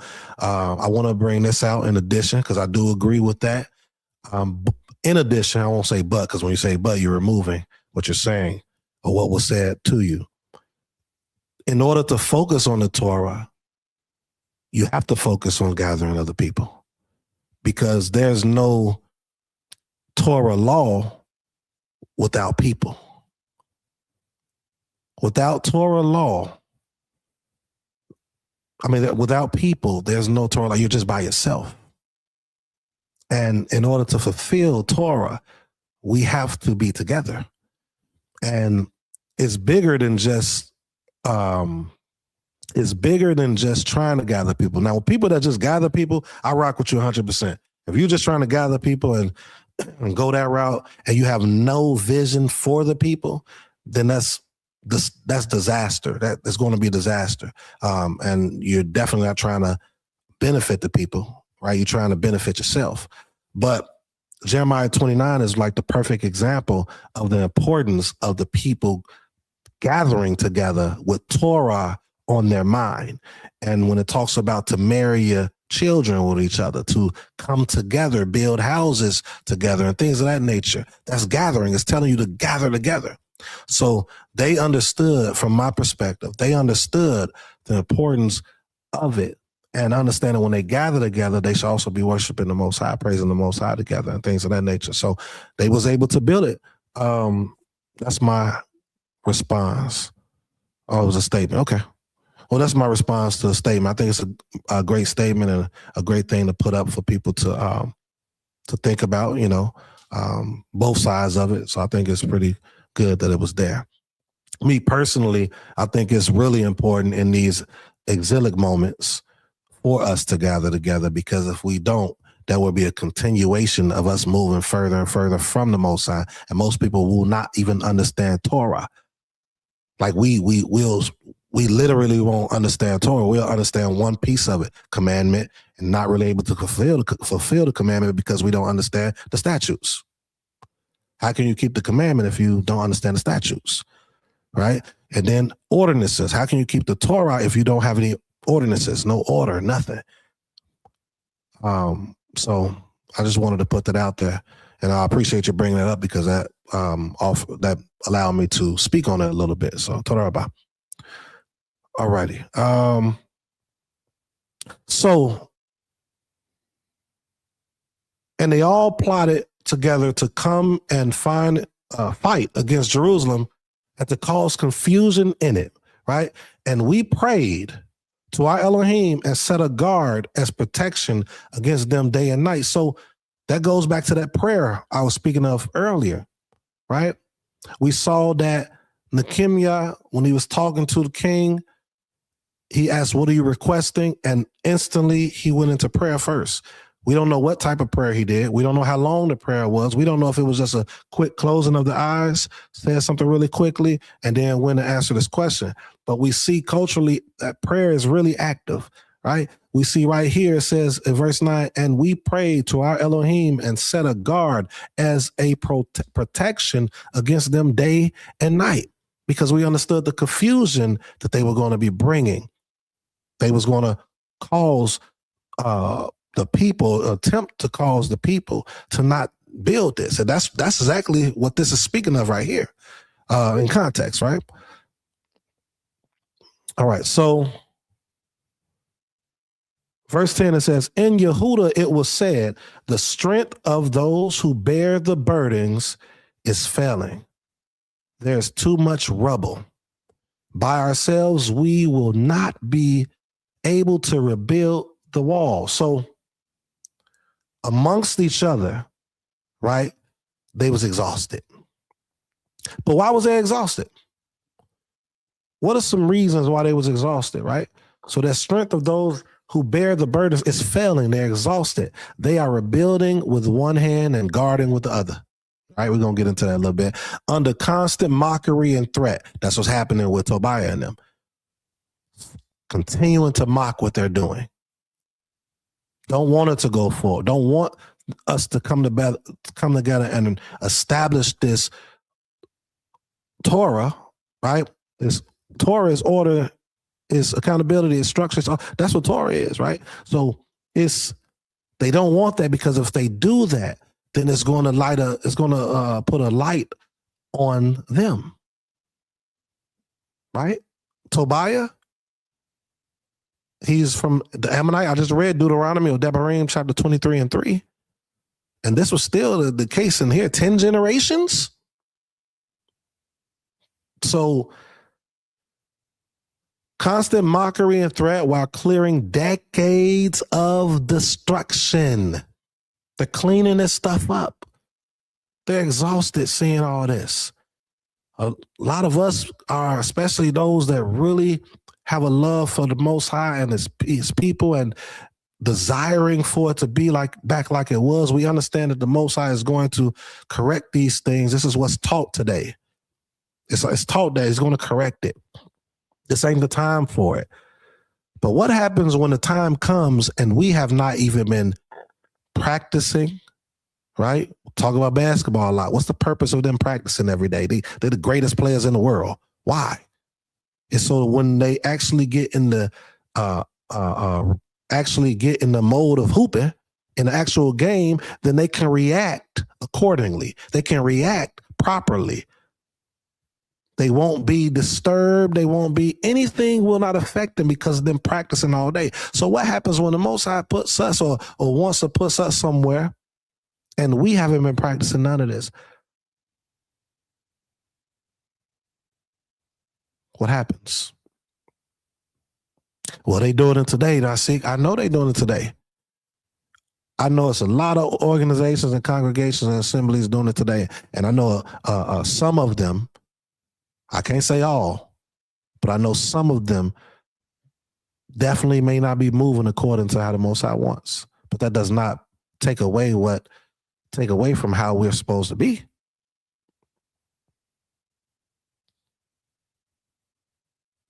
So it says there is much rubbish, right? Ashes, rubble, burned remains. They exhausted. Broken stones from Babylon's destruction. They're exhausted. They're digging through a whole bunch of trauma right now. And I tell you, and I'm sure a lot of you all can attest, those that may have been in this for years, even those that may have been in this for a couple of years. I've been in it for 14 years. Wait. Yeah. Yep. No. 2011. You got 21. About 13, 14 years. 14 years. And I have that same, I'm digging through the trauma. We're all digging through the trauma. Those that's trying to really help our people, we're digging through that trauma. And, well, this is not the same. Yes, it is. I mean, we over here, we was captives over here. Now we're just exiles, but we was captives, and that stuff transitioned or right over to our from our forefathers, foremothers here, and all the way over to us. So when we're finding out who we are, we have to do this. We have to bring this out. So when they're digging through this, they're digging through the trauma. They're exhausted. Some of us are exhausted, but they got to keep going. What is Nehemiah going to say? Let's keep reading. Make sure no one said anything. All right. Let's keep reading. And our enemy said they will not know or see till we come among them and kill them and stop the work. So they will not see it. Keep that in mind. And at that time, the Jews who lived near them came from all directions and said to us 10 times, you must return to us. So in the lowest parts of the space behind the wall, in open spaces, I stationed the people by their clans with their swords, their spears, and their bows. And I looked and arose and said to the nobles and to the officials and to the rest of the people, do not be afraid of them. Remember Adonai, who is great, right, and awesome, and fight for your brothers, your sons, your daughters, your wives, and your homes, right? Contextually, they're worried about those that are plotting against them. Contextually, we should be worried about those that are plotting against us today. The reason we don't see it is because we're moving individually and we're thinking individually. If we're moving and or thinking collectively, then we will be saying the same things that they're saying right here. It's different times, but it's the same times. But the Most High through Nehemiah is telling them, don't be afraid. Fight for your brothers. Fight for your people. Fight for your sons. Fight for your people. Fight for your daughters. Fight for your people. Show them the ways that we're putting in place in this exilic or captive time.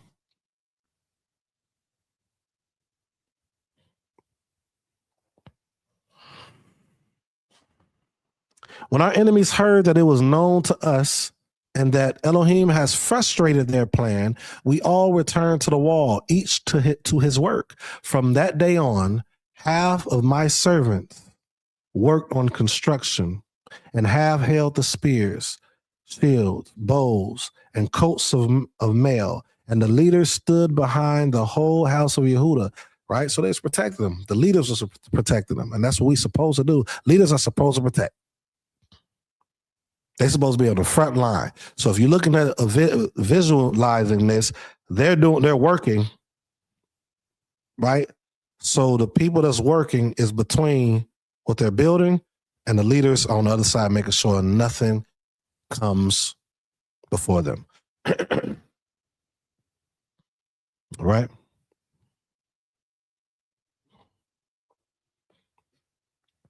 So the whole house of Yehuda or Judah who were building on the wall, those who carried burdens were loaded in such a way that each labored on the work with one hand and held his weapon with the other. I said that earlier. And each of the builders had his sword strapped at his side while he built. The man who sounded the trumpet was beside me.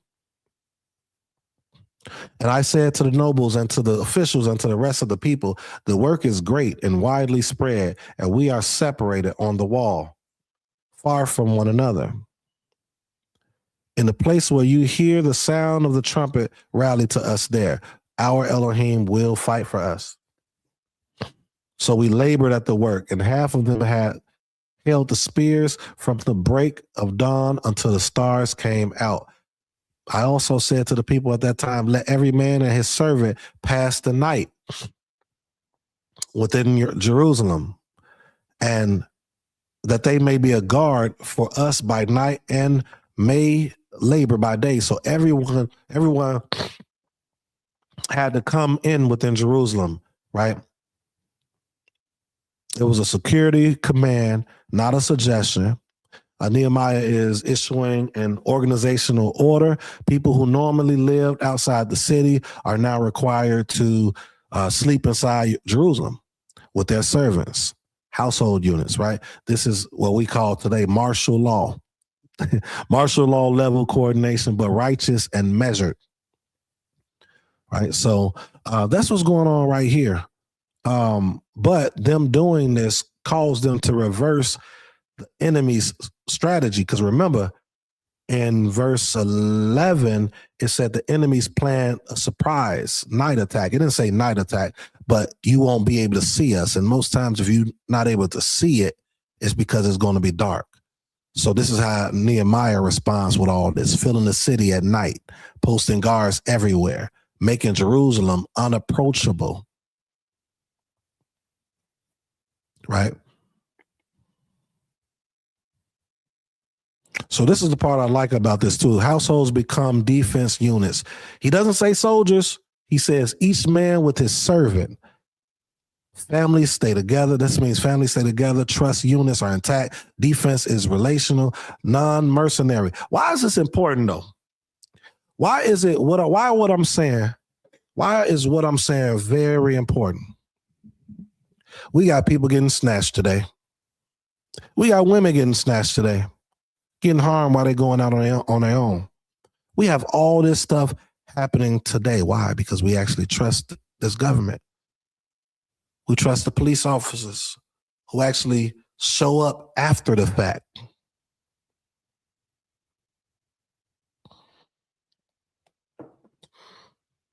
So we'll look at what Nehemiah is doing right here and be like, oh, trying to control and all this other stuff. But we got people getting, I just saw our timeline. In the last 2 or 3 days, I've seen about 3 young women being snatched or taken. Why? It's a very sad thing, but why?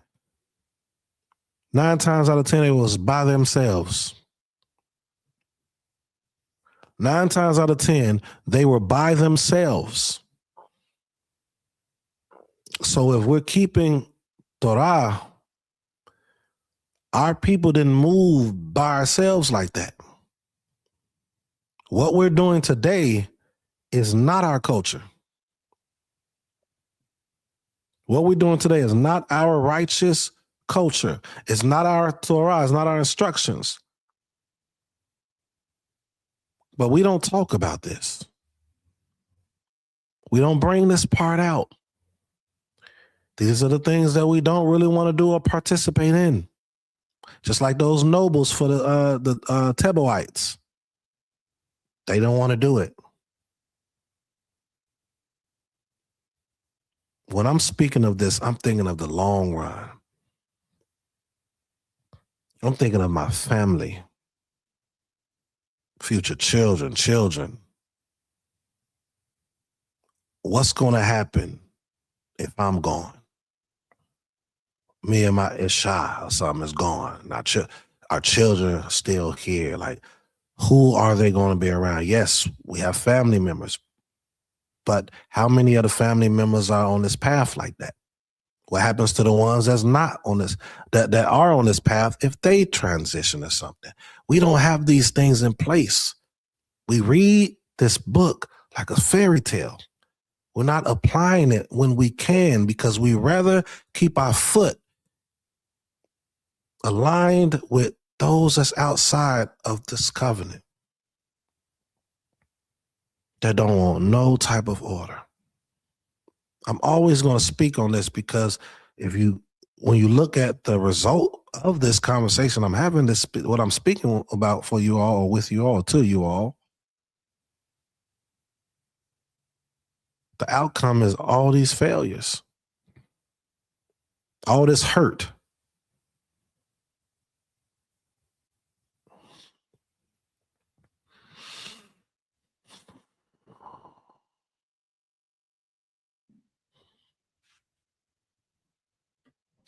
All right. So neither I nor my brothers, nor my servants, nor the men of the guard who follow me, none of us took off our clothes. Each kept his weapon at his right hand. All right. Let's take this time, you all. If you have not done so, please make sure that you like, share, and subscribe. We're going to keep going. We probably get through all of it because it's very early. It's very early. Used to my Isha being here. Very early. Yes, sir. Yes, sir. Example, Dina, yep, and Jacob's daughter, yep, without a doubt. Without a doubt.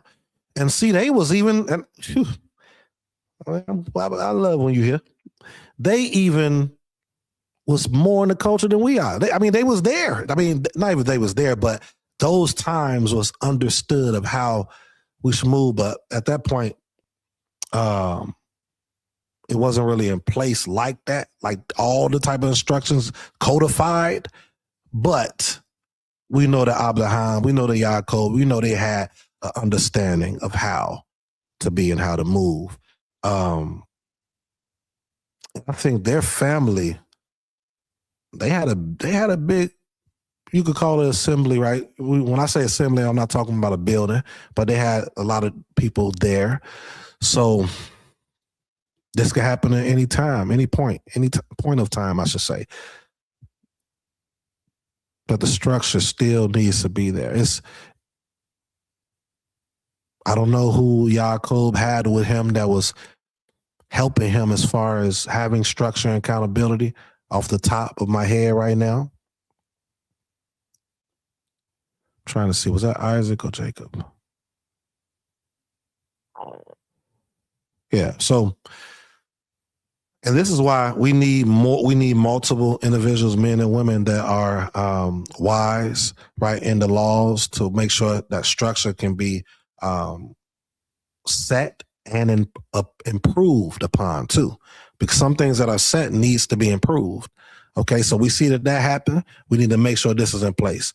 But the thing I like to say in my home And when I'm speaking to certain people, it's to be proactive, right, versus reactive.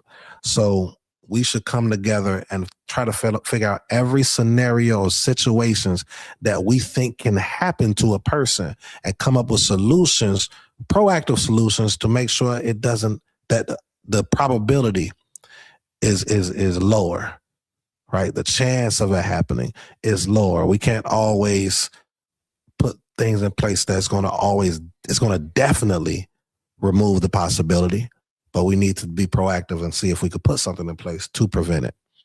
So that story with Dina, very unfortunate. And there's different schools of thoughts of what actually happened to, so let's keep going. All right.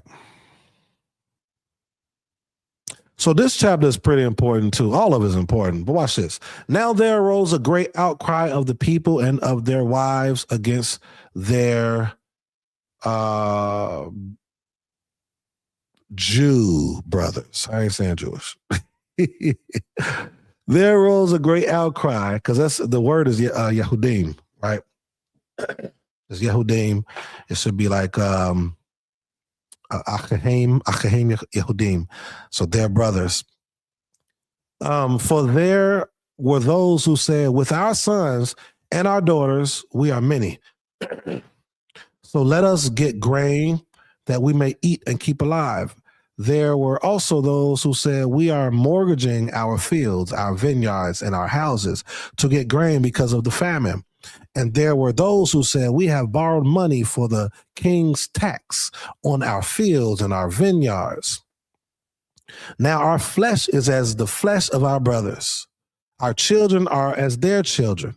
Yet we are forcing our sons and our daughters to be slaves.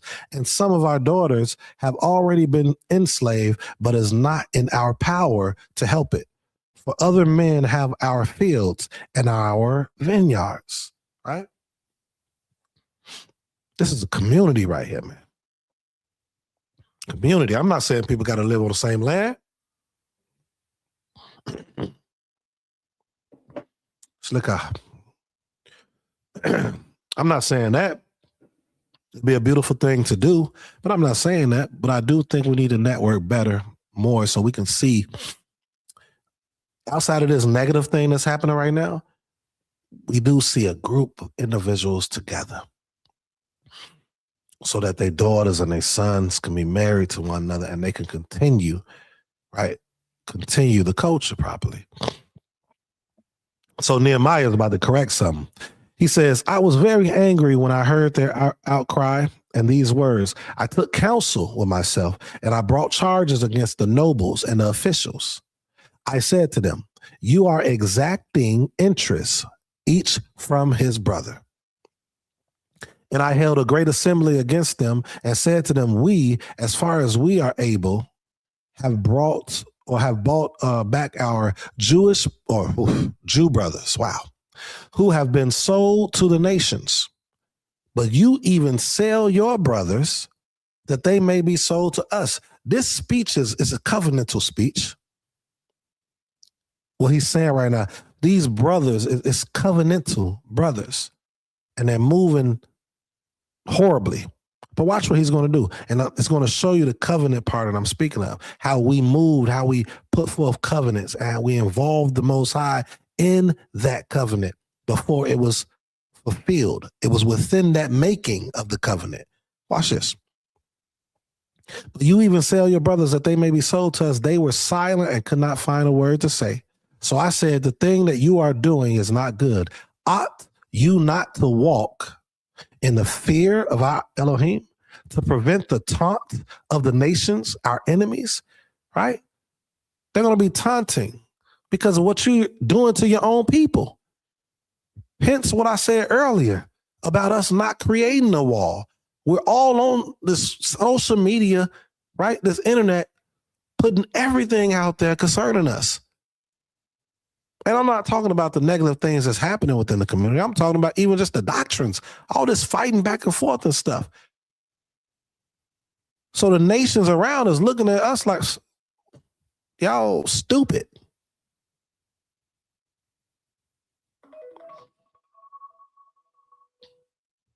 So it's saying the thing that you are doing is not good. Ought you not to walk in the fear of our Elohim? What's that? How do you walk in there? What is the fear of Elohim going to cause you to do? It's going to cause you to treat each other, statutes, a certain way.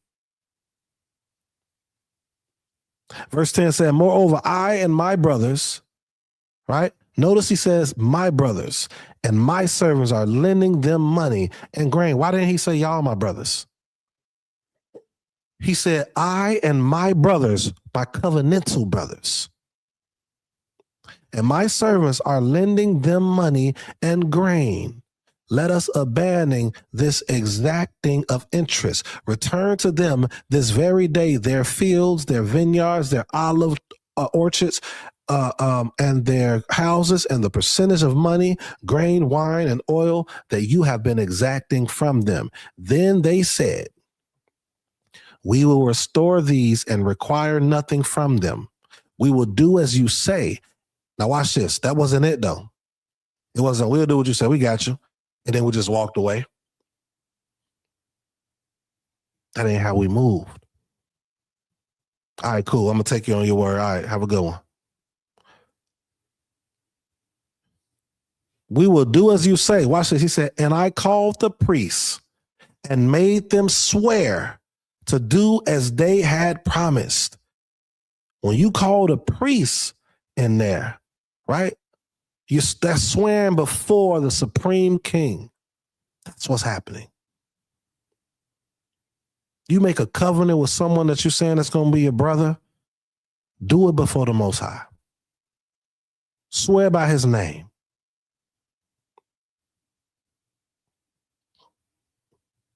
Now, I don't say that to us, everyone. This is really righteous talk, right?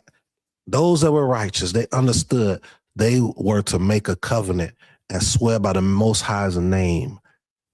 Because if this person didn't keep it now, that's on them. That was part of the culture. That's on them. All right, let's keep reading. All right. So verse 13 says, I also shook out, watch it, he's going even deeper though. I also shook out the fold of my garment and says, so my Elohim shake out every man from his house and from his labor who does not keep this promise. So may he be shaken out and emptied. And all the assembly said what? So be it. And praise 𝐄𐤁𤐊𝐿𝐿, the supreme king. And the people did as they had promised. Right? It's something about swearing by the Most High's name within that covenant, that if this person you're doing it with in that covenant, I should say, it's going to force them to do it. Now, on a large scale, we didn't even do it. Most people didn't do it at all. But that doesn't mean do not fulfill and continue and doing the things how or what's within the culture, right? Because that's your righteous tradition. Let's keep going. Moreover, from the time that I was appointed to be their governor in the land of Yehuda, from the 20th year to the 32nd year of Artaxerxes, the king, 12 years, neither I nor my brothers ate the food allowance of the governor. This is very important. And notice he keeps saying my brothers. Why he ain't calling everybody his brothers? Neither I nor my brothers ate the food allowance. The former governors who were before me laid heavy burdens on the people and took from them for their daily ration 40 shekels of silver. Watch this. Even their servants lorded it over the people, but I did not do so because of the fear of Elohim. I didn't do so. I also preserved in the work on this wall, and we acquired no land, and all my servants were gathered there for the work. Let's pay attention to the context. This ain't saying not get land, but let's watch what he's really saying. Moreover, there were at my table 150 men, Jews and officials, besides those who came to us from the nations that were around us. Now, what was prepared at my expense for each day was one ox and 6 choice sheep and birds, and every 10 days all kinds of wine in abundance. Yet for all this I did not demand a food allowance of the governor, because the service was too heavy on this people, right? Remember for my good, oh my Elohim, all that I have done for this people. So what is he talking about? Remember me for my good. The good isn't saying that he was bad or evil or sinful at times. It was how he did not misuse the people and governed them well in a balanced way. That's what he's talking about. He could have took all that the king was giving him, right? He could have took all. I'm not doing that. These people are. That's because the service was too heavy on this people. These people are putting in work. What I look like having mansions and stuff like that? No, I'm with the people. We're going to do it according to the Torah. That's how we're going to do it. So please remember me for my good. I did not misuse the people. Matter of fact, I corrected those that misused the people. All right. You all, if you haven't done so, make sure you like, make sure you share, make sure you subscribe. We're going through the book of Nehemiah. We got at least another hour, still Shabbat. We might be finished before 5 though, but bear with us. We're going to go to chapter 9. That's what we get into. And then we'll continue the rest of the chapters next Shabbat. But we're going to get to 9. I really want us to get to 9 and go from there. And then we're going to present some things for you all that we have in store. All right. Here we go.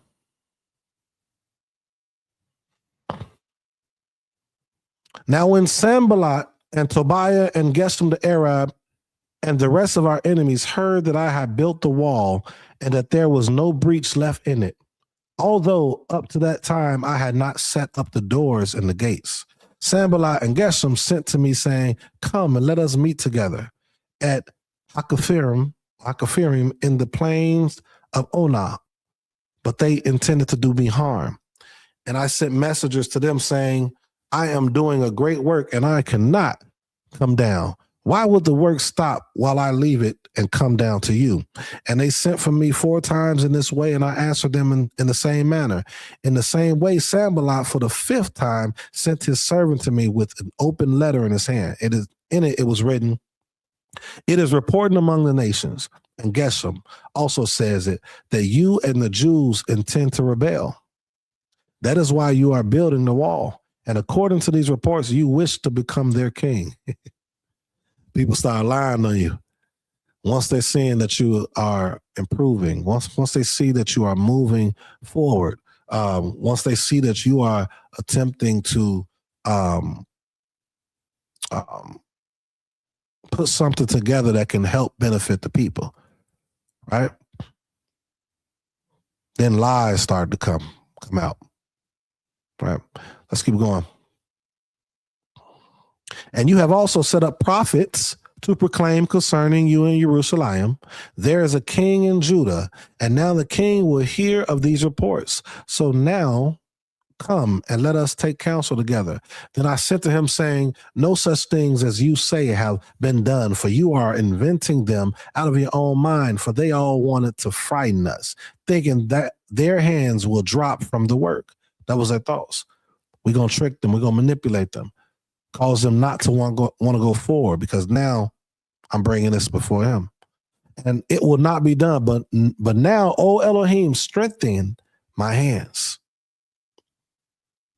Now, when I went into the house of Shemaiah, the son of Delaiah, son of Mehetabel, who was confined to his home, he said, let us meet together in the house of Elohim within the temple. Let us close the doors of the temple, for they are coming to kill you. They are coming to kill you by night. Some of us would think that's cool, right? This person trying to save us, trying to save me. But he said, should such a man as I run away? And what man such as I could go into the temple and live. I will not go in. So he tried to manipulate him. Nehemiah not a priest. He can't go up in there in the sanctuary. He can't go in there. And he knew that. But that person was trying to manipulate him to do it. And I understood and saw that Elohim had not sent him, but he had pronounced the prophecy against me because Tobiah and Sanballat had hired him. Remember earlier when we was reading in Samuel, don't look on the appearance, for the Most High has rejected him, right? He said, I understood and saw that Elohim had not sent him. A lot of us don't understand that. We won't catch that. I know many of you who might be listening back on this might say, well, no, that ain't me. I can catch it.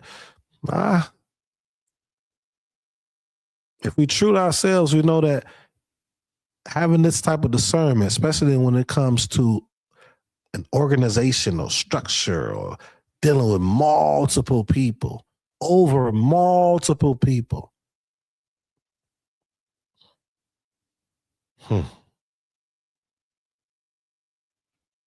Let's keep going. For this purpose, he was hired, that I should be afraid and act in this way and sin. Why was he going to sin? Because he ain't supposed to be up in there. And so they could give me a bad name in order to taunt me. Remember Tobiah and Sanballat, O my Elohim, according to these things that they did, and also the prophetess, Noadiah, and the rest of the prophets who wanted to make me afraid. Right? So when scripture is talking about and using prophets to say, well, all these prophets was evil and didn't do right, these are the prophets that the scripture is talking about. The ones that weren't doing what thus says the Most High, who was manipulating people, who was trying to go outside of what was being put in place, right? That's what's happening here. That's what's being said. These are these prophets, these lying prophets and prophetesses. All right. Question about the wrong covenant. Being careful. What do you promise of the Most High? Was he still considered righteous? Judges 11 after the lesson. Man, that's a great question. Very, very great question. So this is my take on righteous and still being righteous. I don't think that every righteous person never makes a mistake. Matter of fact, I think most righteous people can make a mistake. Like Dawid. What Dawid did was wicked. I mean, that what he did was crazy. But the scripture said that he did all things right in the eyes of the Most High, except the matter dealing with Uriah the Hittite. And we know within that matter, dealing with Uriah the Hittite, he did a whole bunch of stuff. Did something with his wife, found out she was pregnant, tried to get Uriah to go in the house to do something with his wife so it could come off as though that child was his. Then got him put in the front line. You know, all these. So he did a lot of stuff within that one matter. But after that, even though I'm not trying to go over it like it was nothing, because it was horrible. It was evil almost, you know, or evil, however we want to put it, whatever verbiage we want to use. But we do know after that, we didn't see anything else said about him that was unrighteous. He shifted, he changed, he repented, as Ezekiel tells us to do. Even those that was wicked. So to answer your question, being careful what you promise to the Most High.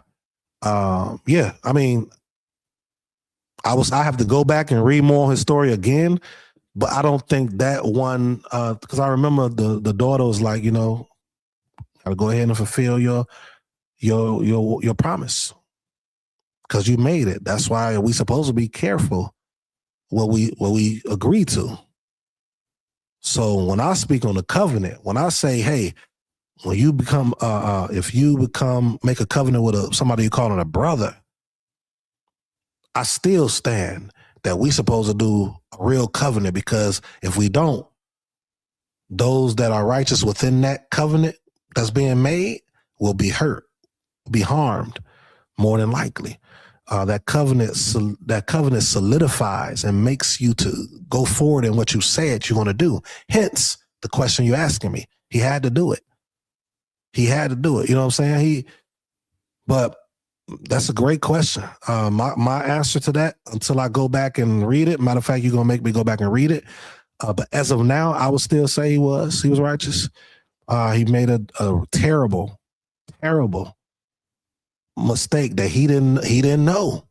He didn't think about, and I think that lesson is very important for us to be very intentional on the things we teach, the things that we do, the things that we make a covenant on,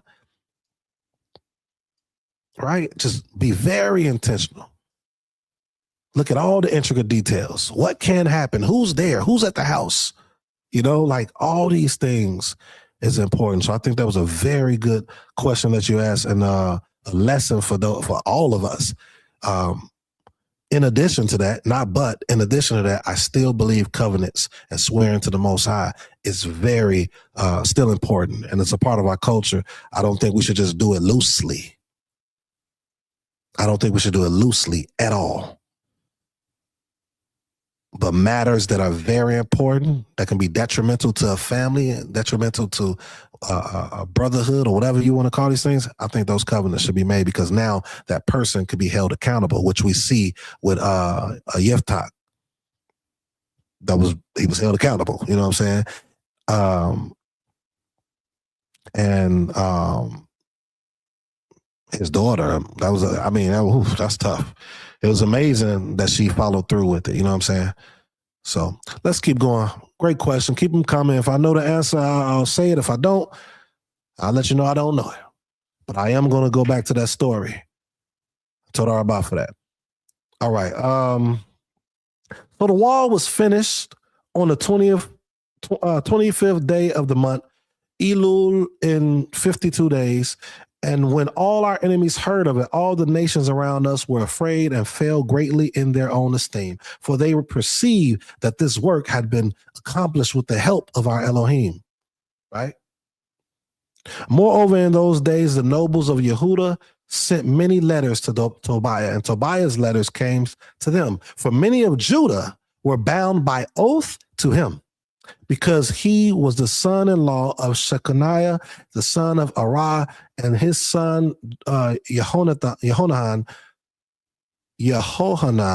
had taken the daughter of Meshullam, the son of Berechiah, as his wife. Also, they spoke of his good deeds in my presence and reported my words to him. And Tobiah sent letters to make me afraid. All right, you all. Those that's tuning in right now, if you're just coming in, you got to make sure you start over from the beginning when you get a chance, because it's a lot of stuff that's been brought out that we believe is very important for our community. So please, when this is over, another time, go back and start from the beginning. And also make sure that you like and subscribe to this channel if you have it on YouTube, and also share and tell everybody to start from the beginning. All right. We are in chapter 7 now. We're only going to read the first 7 verses, and then we're going to jump down to 63. So we're going to get to chapter 9 before 5, more than likely. And then we're going to present to you all what we have for the community as well. So definitely hope that is beneficial for you all. Here we go. So it says, now when the wall had been built, and I had set up the doors and the gatekeepers, the singers and the Levites, and been appointed. I gave my brother Hanani and Hananiah, the governor of the castle, charge over Jerusalem, for he was a more faithful and Elohim-fearing man than many. And I said to them, let not the gates of Jerusalem be open until the sun is hot. And while they are still standing guard, let them shut and bar the doors. Appoint guards from among the inhabitants of Jerusalem, some at their guard posts and some in front of their own homes. Now, we're going to touch on this in future chapters next week. I don't think it's the third Shabbat next week. I think it's the second one. So, yes, the second one. So we're going to touch on this in chapter 10, 11, 12, 13. We're going to do those chapters next week. We're only going to chapter 9. But I really can't wait to get to that part. Shabbat shalom, Elder. Peace to you and yours. Peace to you and yours. Please make sure when you get a chance, if you wasn't hearing from the beginning, to check it out from the beginning. Let me know your thoughts. You know, I always want to know the elder's thoughts. All right. Let's keep going. So the city was wide and large, but the people within it were few, and no houses had been rebuilt. Okay. Hold on one second. Then my Elohim put into my heart to assemble the nobles and the officials and the people to be enrolled by genealogy. And I found the book of the genealogy of those who came at the first. And I found written in it, these were the people of the province who came up out of the captivity of those exiles from Nebuchadnezzar, the king of Babylon. He had carried into exile. They returned to Jerusalem and Yehuda, each to his town. They came with Zerubbabel and Yehoshua. Remember, we talked about them earlier. Those that was here earlier. We spoke on Zerubbabel and Yehoshua. Very important, right? And all these other names, the number of the men, I'm going to read it. Let me be respectful. Nehemiah, Azariah, Raamiah, Nahamani, Mordecai, Bilshan, Mishpereth, Bigvai, Nahum, Ba'anah, the number of the men of the people of Bnei Israel. All right. So I'm not going to read all of these, but we're going to jump down to 63. So this is telling you the number. I feel like we went over this at one point. Well, of course, I done read this book so many times. But going down to 63, I thought that this was very important, right? Yes. So also of the priests, the sons of Hobaiah, the sons of Hakaz, the sons of Barzillai, who had taken a wife of the daughters of Barzillai, the Gileadite, and was called by their name. They sought their registration among those enrolled in the genealogies, but it was not found there. So they were excluded from the priesthood as unclean. I want to talk on that a little bit, right? I know there are a lot of people that don't like leaders. They don't like people that have titles. When dealing with scriptures, when dealing with being Bnei Yisrael, we don't like that, which is kind of odd to me because we accept the worldly titles, people that are supervisors, people that are, I'll often talk about police officers a lot, right? Everyone's an officer, but everyone's not like a chief or a detective and all that. Those are accomplishments. People graduate from college and they get their bachelors and stuff like that from the hard work that they did and their character and all those different things that matters. But when it comes to this, we throw it away. But the thing about this scenario is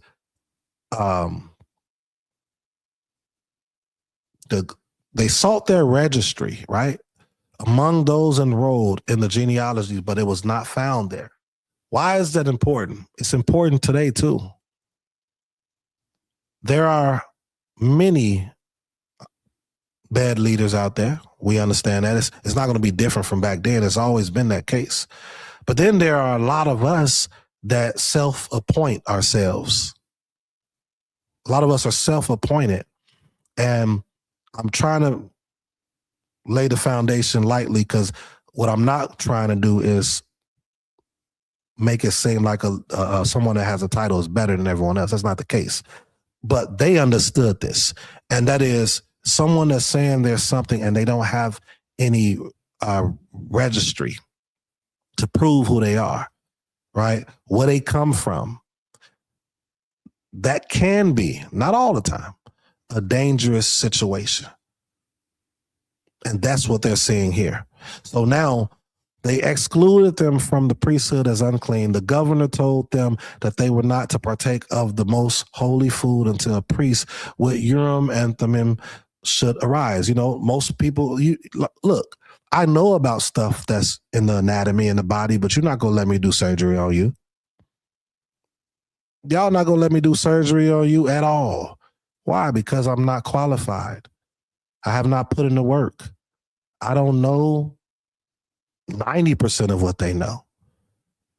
Right? So these things are important.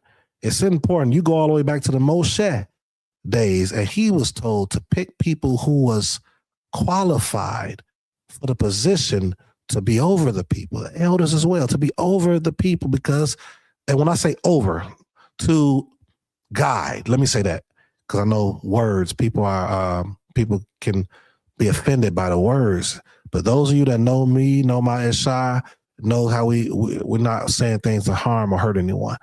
It's just bringing this out. All right, let's keep going. So the whole assembly together was 42,000. It still goes into the numbers. We don't have to read all of that. I just wanted to close out with that, and we're going to go right into chapter 8. We just might be done by 5.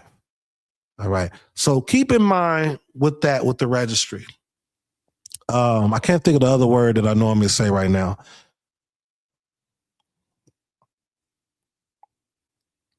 And if Chief Prince, if you here, you know the word that I'm talking about, or Ishti, you know the word. Another word that I use outside of registry. I can't think of the word I normally use. And if you all are normally here, go ahead, put it in chat if you think you know the word that I'm saying. It's in regards to,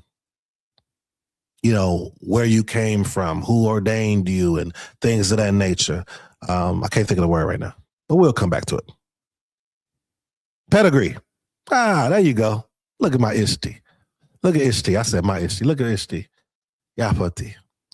She's not here today, you all. So please, the righteous, those are the righteous. If you if you truly are righteous, just send a little quick prayer. Make sure she's bouncing back right now. So Kane, pedigree, she beat you to the punch, Chief Prince. She beat you to the punch. But yeah, pedigree is important. That's what anything in life. When it comes to the scripture, we make it smaller than everything that's outside of our culture and our heritage. We look up to those things more than we look up to where it came from.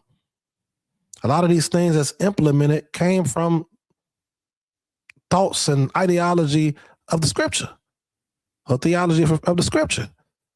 So, all right, let's knock this out. We got a couple places to want 2 more chapters, because we got some important things that we're about to bring out just to provoke some thought.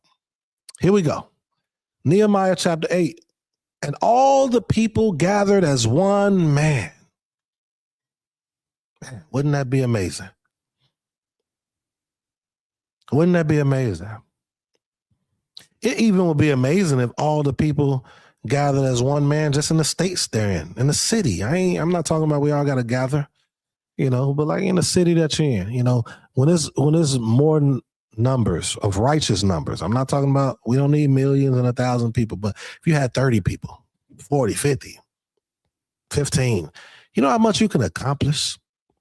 You know how much we can accomplish? I don't know how much we can accomplish because we haven't been a part of that yet, and I'm talking about with the mindset of our culture and the things that was given to us in Torah, even the things that was examples of how to move in exilic moments, because we're in that moment right now. Do you know how much I believe the Most High can work through us if we were righteous, though? If we was literally righteous, and you had 10 righteous families together.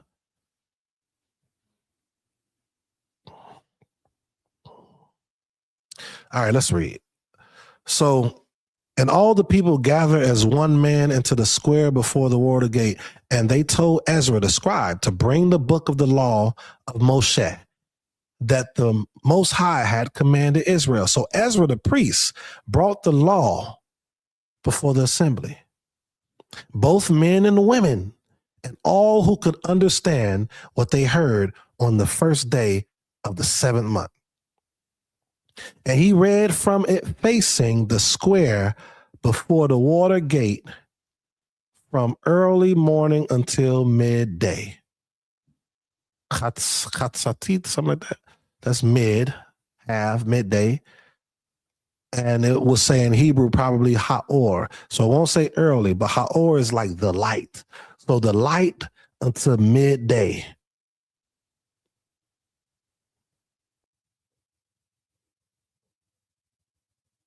So about 5 hours, y'all. So for those that be thinking we be going for a long time, 3.5 hours, not long. Not long. So they did about 5 hours in the presence of the men and the women and those who could understand. And the ears of all the people were attentive to the book of the law. And Ezra the scribe, And Ezra the scribe stood on a wooden platform that they had made for the purpose.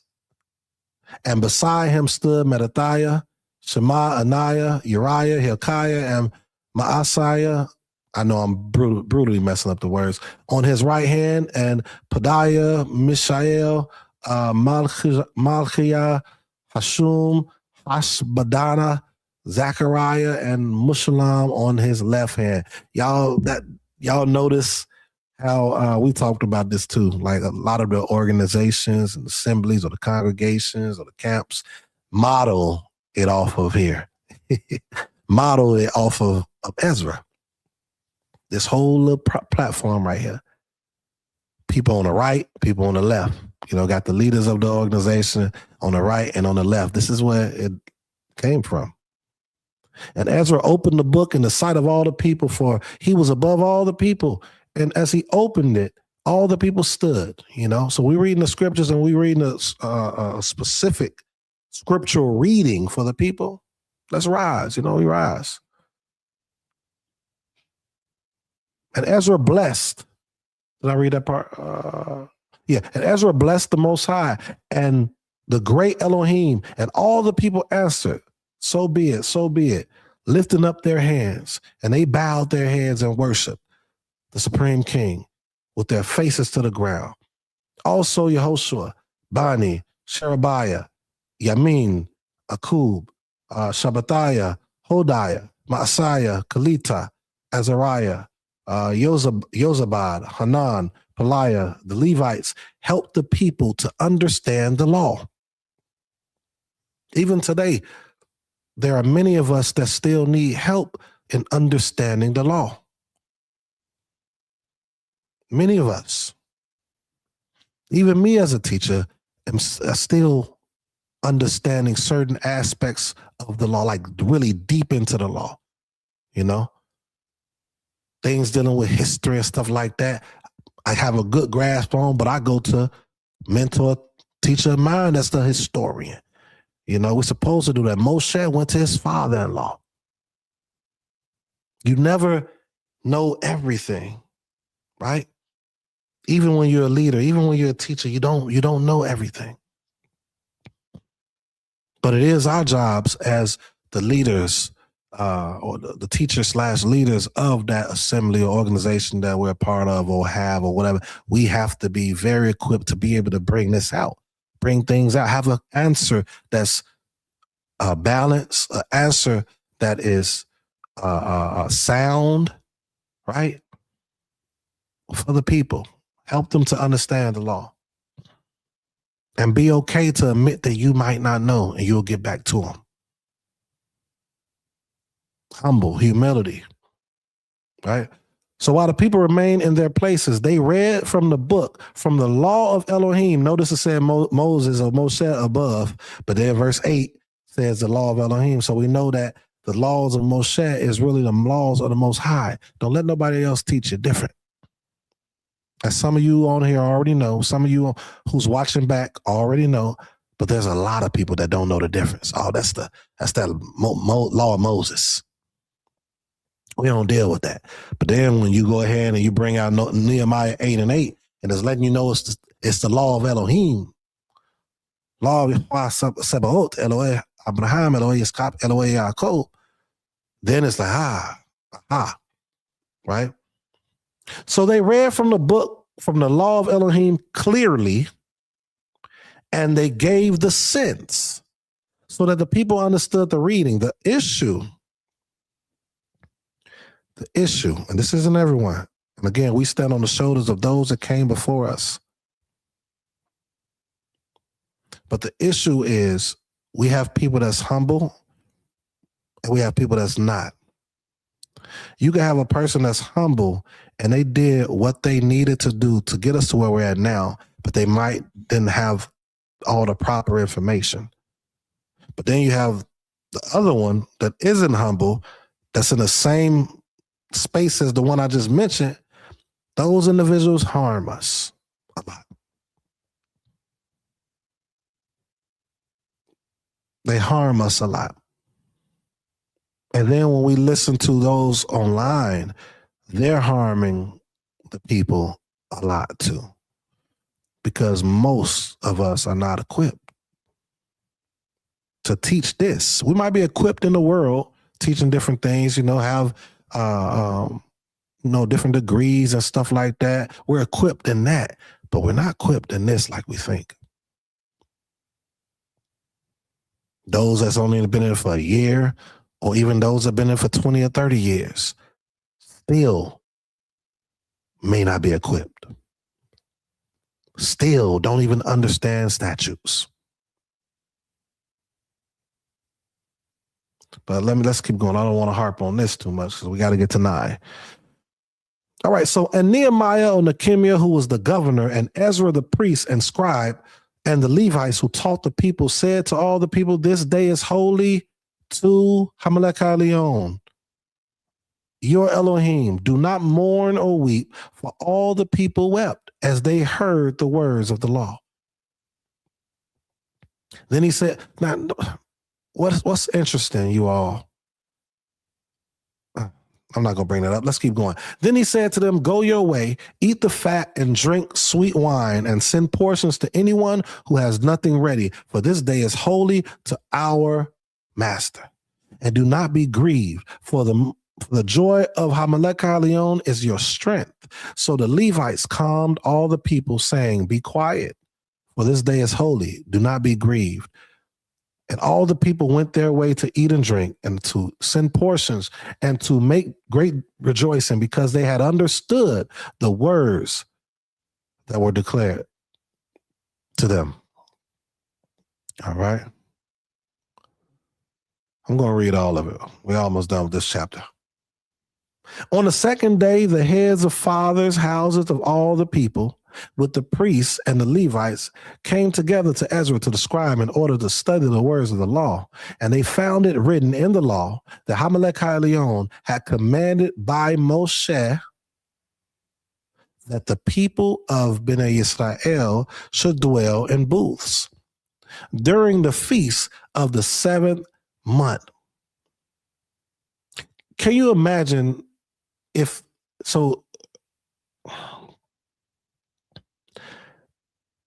this thing did not take place, them coming together? This is what I should have said too when I was speaking to Adon back and forth on here. If they didn't come together, I don't think we'd have what we have today. If this didn't happen with Nehemiah, which is in cahoots with Ezra, I don't know if we would have this today, unless Ezra would have just been solo and his redacting of the Tanakh would have been solo. But the problem is you need people to spread what you're writing, what you're putting together. So yeah, man, I think that, yeah, you provoke thought. You provoke thought. But yes, I'm excited, and I'm glad that they did this, and I really believe that it needs to be done today. That's why I take my hat off to like Chief Prince Abulin so much when it comes to the writing. Right? Do I have that book? I don't have it with me. Right? The writing, that the history that's been written for so many people to have that may not have the knowledge of everything that took place here in America. right? And all the people, the pioneers that we had that helped us to get to where we are. Like these people were the Zerubbabel and Yehoshua, or the text says Yeshua. You know, these were them. And then you got 60, I forgot how many years I came up with 2 lessons ago. I think it was like 60 years, if I'm not mistaken. What we're living in right now, the time that we're living in right now, and the 60 years I'm talking about is when Ezra came on the scene. After the time frame, I believe it was, I said 60. I said between 60 and 80 years. Correct me if I'm wrong. Those that have been here for the past 2 lessons, do you remember me saying 60 to 80 years? I believe it was 60 to 80 years. So I'm using that example because that's what we are now. Like we're them. Zerubbabel and Yehoshua laid the foundation of the act of sacrificing and serving the Most High and praising the Most High even before forming anything to protect them. That was that protection. And then Ezra came in and established how to move it spiritually in an orderly fashion, the Torah. So our forefathers here in America that brought us into this understanding, they were the Zerubbabel and the Yehoshua. And those of us that's here now, right? We are the ones that are standing on their shoulders to amplify it even more, get us closer to the Most High. And of course, within that, we're still going to have many people that are going to be trying to remove us from that path, as we see here. But let's keep going. It says, and they found it written in the law that the Supreme King had commanded by Moshe that the people of Israel should dwell in booths. So now they finding out about Sukkot because of this, right? And that they should proclaim it and publish it in all their towns. Remember I said this, they're publishing it now in all their towns due to this.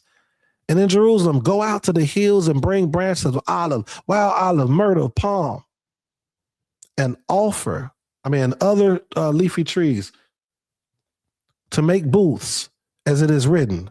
So the people went out and brought them and made booths for themselves, each on his roof, and in their courts, and in the courts of the house of Elohim, and in the square at the water gate, and in the square at the gate of Ephraim.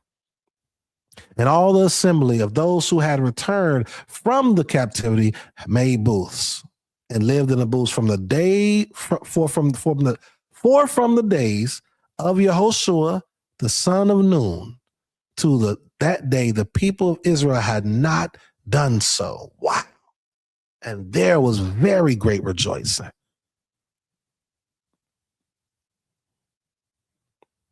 And day by day, from the first day to the last day, he read from the book of the law of Elohim. They kept the feast 7 days, and on the 8th day, there was a solemn assembly according to the rule. Now we're about to close out with this last chapter, you all.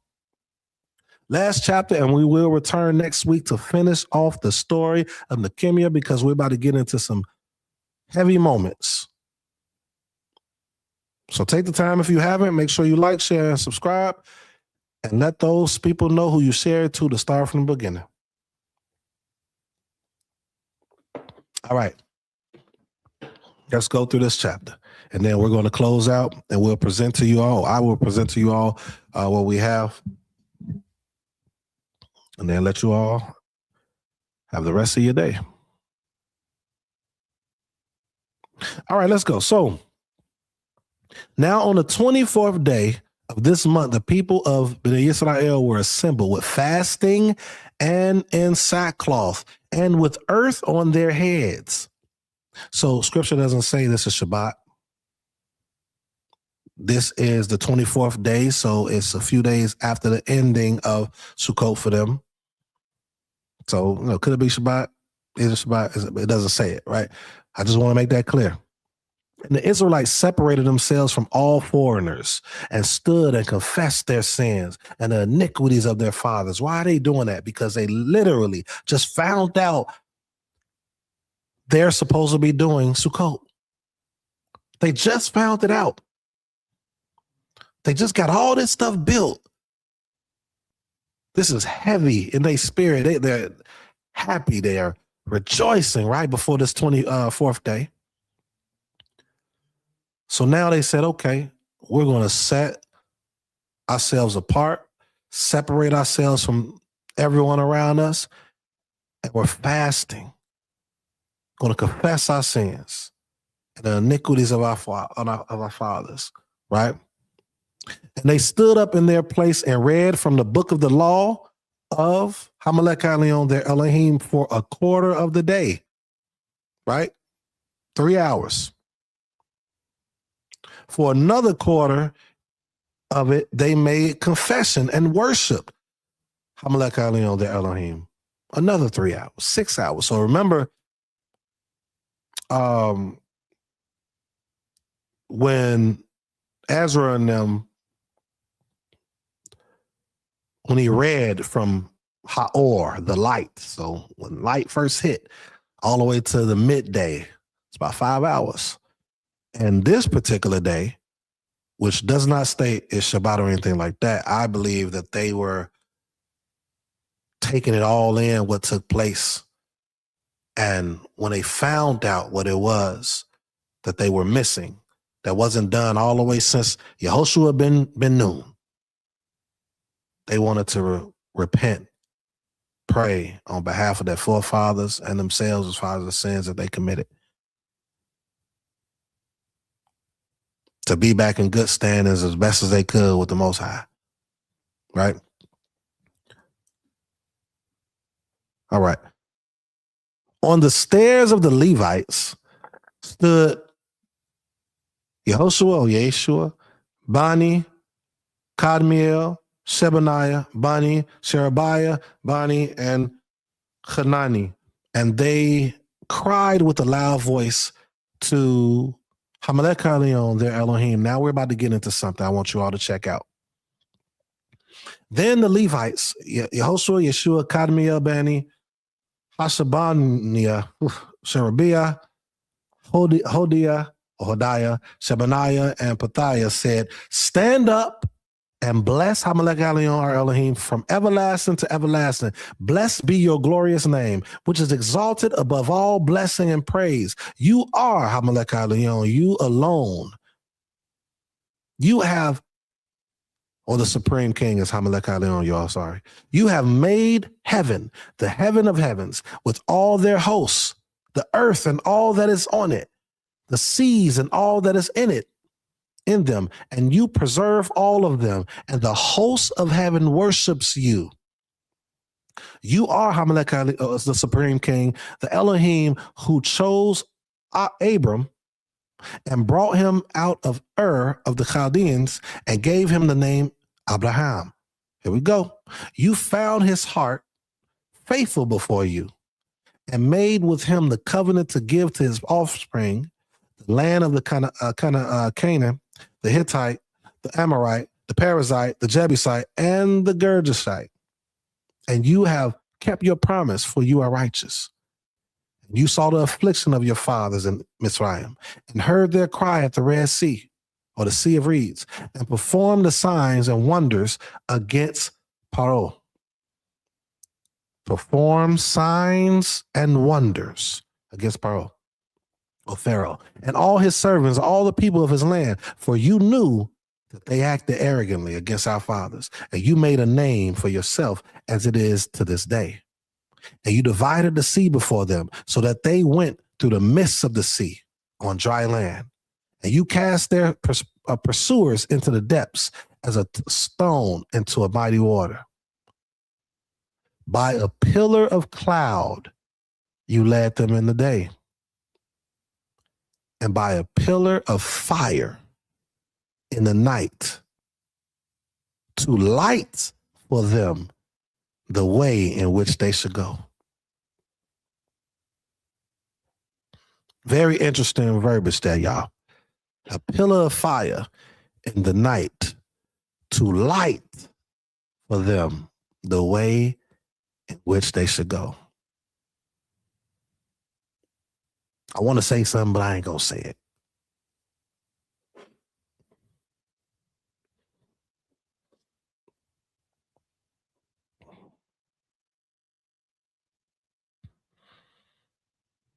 I want to say something. I'm not going to say it. But just read this a couple times, you all, on your own. It's something that they understood. He says, say it. Oh, man. Oh, yeah, I say it. I'll bring it out. So no, so basically it's very interesting, right? When you read this, by a pillar of cloud you land. So when you go above, it talks about the perform signs and wonders. So something has to be amazingly done to show the power of the Most High. Like, what is a purpose of him doing certain things? Why is this there? Right? So when you go down, it says, by a pillar of cloud you led them in the day, and by a pillar of fire in the night to light for them the way in which they should go, so they can see. Right? Some of you already know. That we operate with the like tomorrow. Tomorrow for us will be the 𤄃𤓅𤐊𝐼𝐻, right? The new month for us. And the new month for us is based upon the full moon. And most of the world teaches that when they left, it was a full moon. A full moon already provides light. Night travel is possible. Roads, terrain. Movement is visible.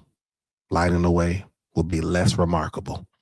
Will be less of a sign and a wonder. But the text kind of insists that this divine light was necessary. So I just, I always go here and look at it, and he's going to repeat it again when we go down. But by a pillar of cloud you led them in the day, and by a pillar of fire in the night to light for them the way in which they should go, so they can see. Right? I added that last part, of course. But anyway, let's keep reading. You came down on Mount Sinai and spoke with them from heaven and gave them right rules and true laws, good statutes and commandments. Right? The way that they're expressing this is amazing. It just lets us know we focus on one thing mostly, but we're not focusing on, you all have been hearing me for the past couple of weeks. If you've been following along, I've been speaking on statutes heavily. And I think that's one of the major things that we as a community here we don't understand the statutes part. And that's dealing with how to treat the people in a balanced way more than anything.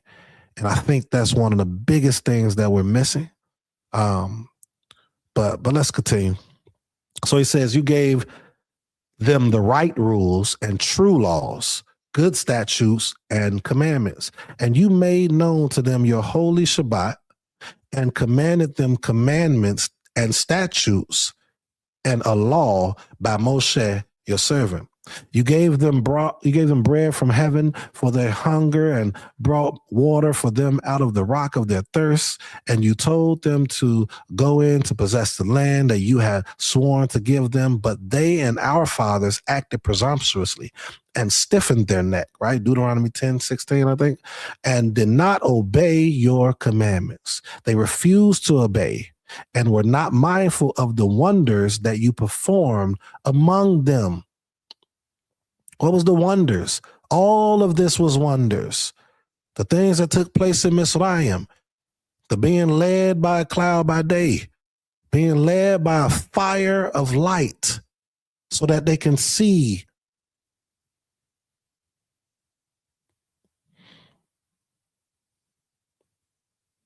But they stiffened their neck and appointed a leader to return to their slavery in Mitzrayim. Why? Because they didn't like what was being instructed to them. They didn't like the road that we were going down. They realized, wait, man, this is going to be holding me accountable more. At least here, I just got to do what they say and I go back home. I don't really got to care for my people like that. I don't really got to do this. Matter of fact, they don't even want me to care for my people like that and build our children up into our ways and things like that. But see, if I go this route, this is what we're thinking at that time, the same way we're thinking today.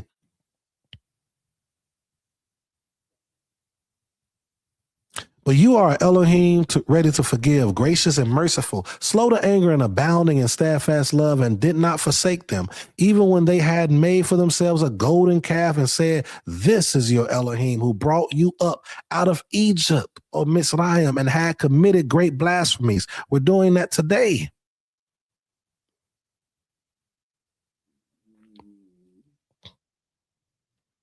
You in your great mercies did not forsake them in the wilderness. The pillar of cloud to lead them in the way did not depart from them by day. Why is this being brought up again? Why is not the other things in Mitzrayim being brought up? But this specifically is being brought up.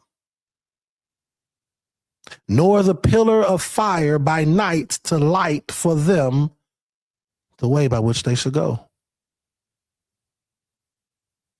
You gave your spirit to instruct them and did not withhold your manna from their mouth and gave them water for thirst. Oh, but the spirit just came. No, the spirit has always been around.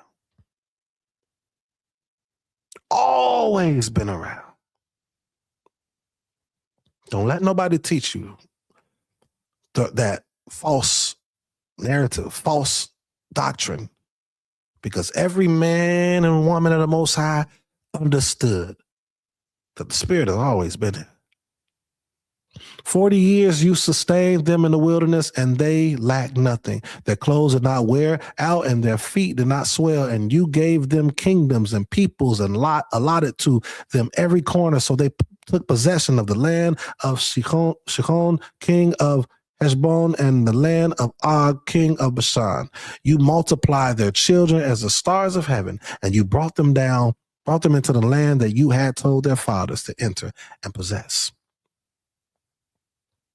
So the descendants went in and possessed the land, and you subdued before them the inhabitants of the land, the Canaanites, and gave them into their hand, and with their kings and the peoples of the land, that they might go with them as they would.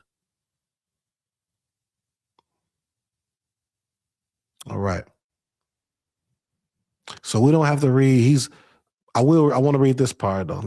I won't read all of it. Let's jump down to 27. Therefore you gave them into the hand of their enemies who made them suffer. And in the time of their suffering, they cried out to you, and you heard them from heaven. And according to your great mercies, you gave them saviors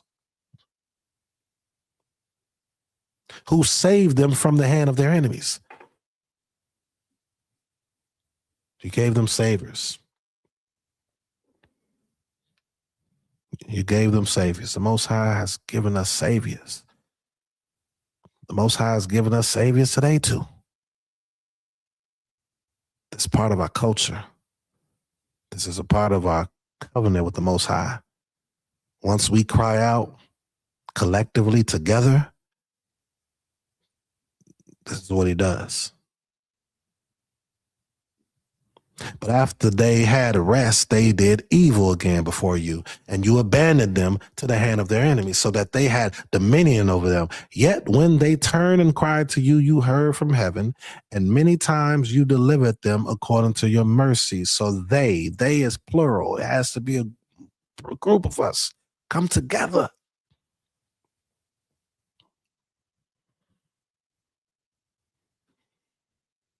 And you warned them in order to turn them back to your law.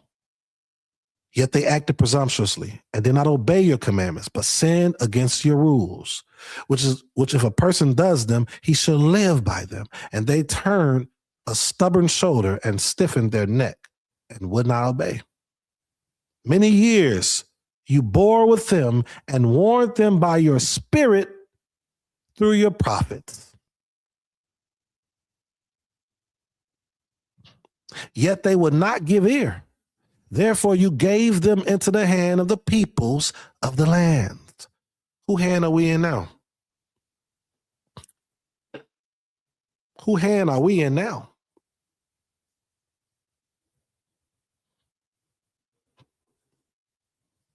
Many years you bore with them and warned them by your spirit to your prophets. So the spirit was present and the prophets was the mouth of the Most High.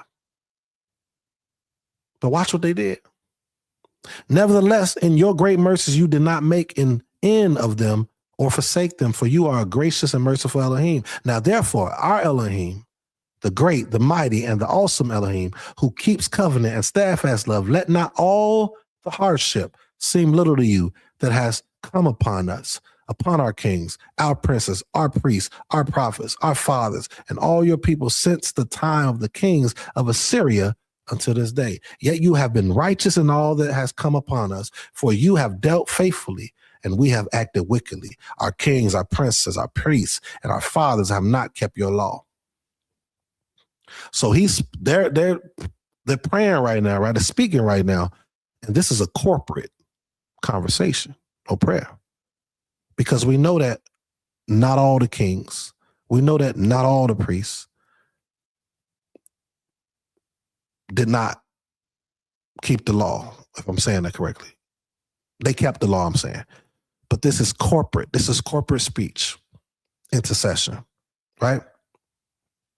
Even in their own kingdom and amid your great goodness that you gave them, and in the large and rich land that you set before them, they did not serve you or turn from their wicked works. So we know everyone didn't have wicked works. This is corporate intercession, covenantal intercession. I just want to make sure I'm saying that so people understand that. And I think I skipped something I really wanted to read. I'm going to have to go back up if I don't see it. Behold, we are slaves this day in the land that you gave to our fathers to enjoy its fruit and its good gifts. Behold, we are slaves, and its rich yield goes to the kings whom you have set over us because of our sins.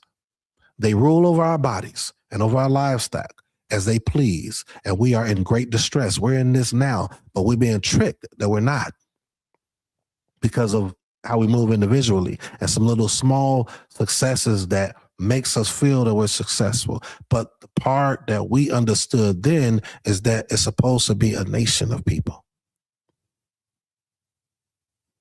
Because of all this, we make a firm covenant in writing on a sealed document are the names of our princes, our Levites, and our priests. Notice pedigree. Notice registry. This stuff is important for us. So write things down. Make a document. Codify it. It is something I skipped, though. It is something I want to read. I shouldn't have skipped.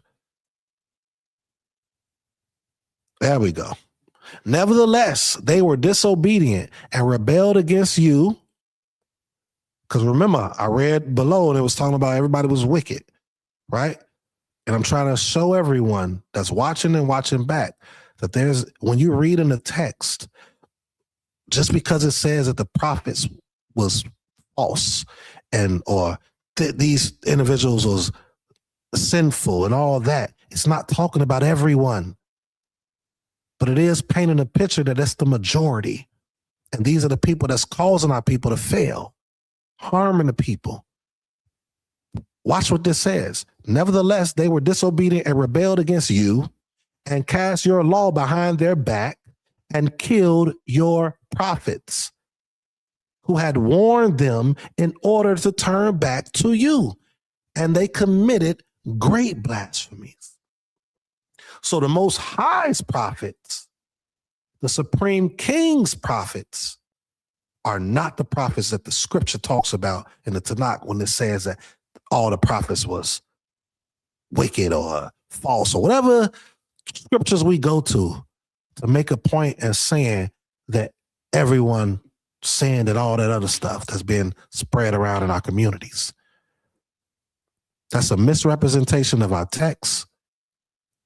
And that is a lack of, as Chief Prince will say, competency.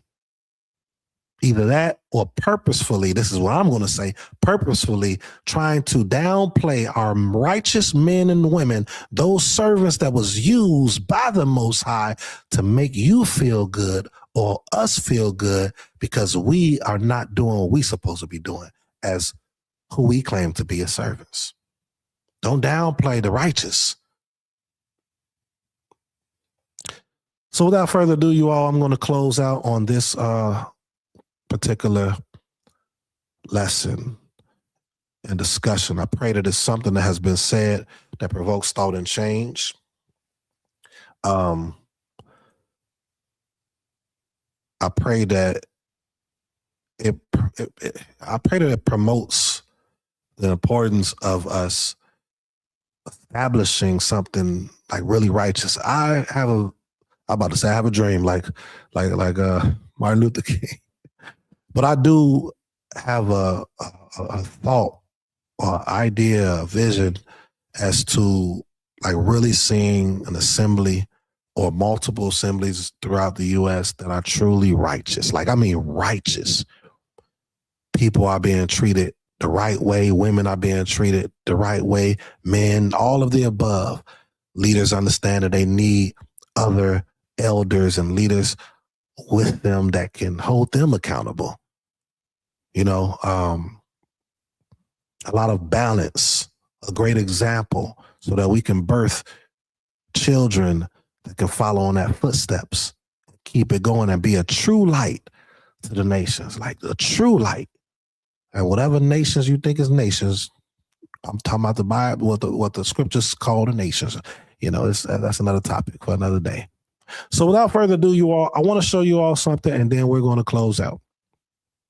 I'm going to show you all this really quickly, and then we're going to close out. Some of you know that me and my Yhwh, we teach Hebrew. And have group classes, do one-on-ones, but group classes mainly. And we're stepping, well, my Yhwh, I got to confirm it with her, but for the adult classes, we're moving something, making it a little more simpler, right? So the group classes now was basically, we was talking monthly, it's $20. It was $20 a session, right? $20 a session. So that's about $160 a month. But now we're creating, let me pull it up so you all can see it. Let me pull it up so you can see it. Go to the right thing right here. Take this down.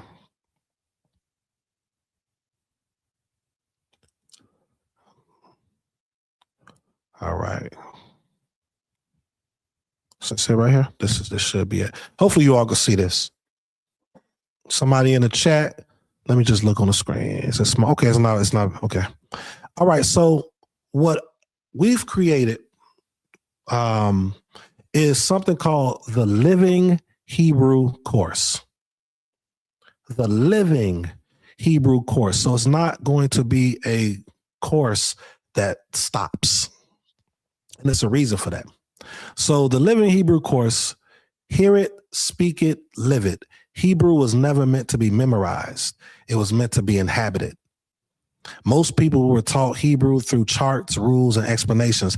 That's in any language, actually. A lot of people, when they learn a language, you can ask somebody, oh, I learned Spanish. I was in Spanish 1, 2, and 3, and then they don't know it anymore because of the way it's being taught. So in this course, the Living Hebrew Course, there will be sentence-based immersion, audio first learning, self-paced access. So some people don't join the group because they need their own something self-paced for them, right? But the one thing that we always make sure we tell people, okay, you want something more self-paced, but you still have to make sure throughout the day you're listening, you're speaking, right? So growing living curriculum. So the reason it's called the Living Hebrew Course right now on it is Unit 1, and it's dealing with to go. So in each unit, it's going to be maybe 12 to 16 sentences. And on there, you are going to hear me speaking the sentences for you. I'm speaking the sentences for you.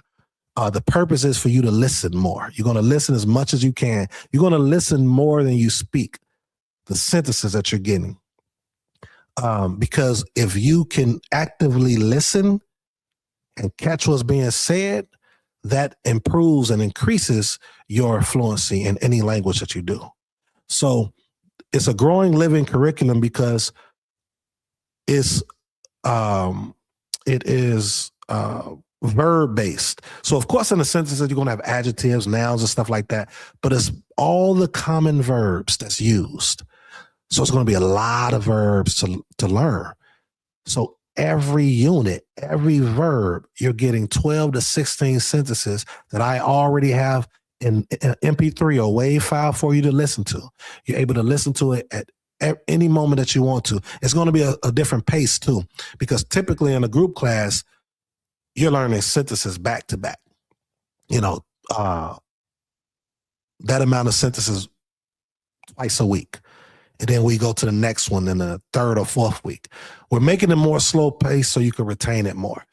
This is not a class you attend. This is a language you enter. The monthly access for this is $99 a month versus the $160 that it was. So it's $99 a month. Everything is given to you, the sentences, the vocabulary list, and it also has a supportive learning community. So when you join this and you register, because I'm about to take you to the site so we can read the rest of it. I just wanted you to see that, and I'll read this out. But when you register, then you're going to be giving the Google what do you call it? Wow. Drive, the Google Drive access to that particular, the living language course. So all the materials will be up on there, but you also will be invited to an app called Band. In that app is for the community. So those that join it, this community is going to be based for questions that you may have. Still be able to interact with me if you have any questions. I can walk you through certain things if you need it, and also for the community to practice with one another. I can even practice here and there throughout the week, but it's really for self-paced purposes for the person that registers, and also it opens. So let me just read what I wrote for you. Here we go. So structure, instruction, cultural depth, community support. Hebrew is not learned casually. It is learned through order, repetition, guidance, and practice. Hebrew Learner Access provides entry into structured learning environment designed to support consistency, accountability, and cultural integrity. This is a guided system, not a collection of disconnected lessons. The Living Hebrew course, already stated as $99. Access to organized Hebrew lessons, which I stated. Lessons are arranged in a clear learning sequence, right? And you'll see what I mean by that once you join. So the first unit, the first verb is to go. You're going to see what I did in that and what the next word is going to come. So it's going to all make sense in a perfect order, and the sequence is going to make sense, right? Vocabulary synthesis structures and pronunciation guidance. So in the beginning, you will hear me speaking a little, not slow, but in a pace that's good for you. But eventually, as time progresses, I may speed it up a little bit. But the purpose is you have to listen daily throughout the day. 7 times, right? Listen to it in the morning, listen to it in the afternoon, listen to it in the evening, things like that. You want to continue to do that because that's going to help. It's going to have downloadable PDFs and learning resources, audio and video materials to support comprehension. So I'm going to have videos on there here and there. I'm starting off with audios for you now. I even listen to my own audios. I want to make a way also for you to be able to, well, I'm not going to give that to everybody. Those that join and register, when you come into the community group, I'm going to be able to give you some of the methods that I use. And it's a very interesting method for listening. That's going to help your speaking. But let me keep reading. So it says, guided learning direction, instruction released with intention and order, weekly or periodic focus points, direction on what to study and when, right? Private community access. This is what I was just talking about. Invitation to a private learning community, space for questions, clarification and discussion, encouragement and accountability, announcements and instructional updates. This will be for those that actually register. So this is not going to be like a group class to where I'm doing two times a week and I'm with you for 50 minutes to an hour. And it's not that. This is just for, it's easy access for you. It's self-paced for you. And I'm just able to guide you. So it's not one-on-one. It's not class. It's nothing like that. But I am going to be in the community to be there to guide, to help, any questions, encourage, give you direction on what to study and how to study it, things of that nature. What to speak, how to speak it. A protected learning environment, moderated participation, focused instruction, cultural and scriptural integrity maintained. So we still got to operate a certain way in that group, right? It's not debating. We're not doing any debating and all of that stuff. If you're coming to learn and register, then you have to learn what I give you. And I hope you understand that. You have to learn what I give you. And I can explain some of that in the group community, because it's some transformations that I am bringing to our community. I don't want to give it away now because this is one thing that's happening. And I needed to do this to give me more time on what I'm about to present to the Hebrew community that no one has ever done. No one. So I pray that the Most High allows me to accomplish it, and then you'll see what I'm doing. So I know I'm doing a lot of riddles right now, but those that come into the private community, I can share it a little bit with you all, maybe. So how access works. So enroll in the Hebrew Learning Access, or the Living Hebrew course, $99 a month. Receive access instructions by email. So I'll be sending you how to get the material. Get invited to the Living Hebrew course group. You'll also get invited to that as well. And join the private community for updates and discussion. All course materials with the click of a button. Community engagement occurs in private group space. What this does not include: to preserve clarity and sustainability, Hebrew Learning Access does not include unlimited one-on-one tutoring, on-demand private calls or sessions. Think of it like when you're thinking of, I can't say that right now, personalized lesson plans per individual, immediate responses at all hours. Additional opportunities may be offered separately though. So that's basically it with this. You could go to this page and kind of, if you want to read it a little bit more, you can. I'll do a little video right here. You'll be able to Cashapp. Payment instructions are provided upon enrollment. So you can Cashapp at the House of Balance 12 or Zelle, houseofbalance12@gmail.com. And then when you come down here, register. So come to this page. It's house-of-balance.org/Hebrew-learning-access. And you come all the way to the bottom. You're going to register. This is how you register. So when your email comes through, I'll be able to email you all the information. So make sure you come here to register. All right, so that concludes that.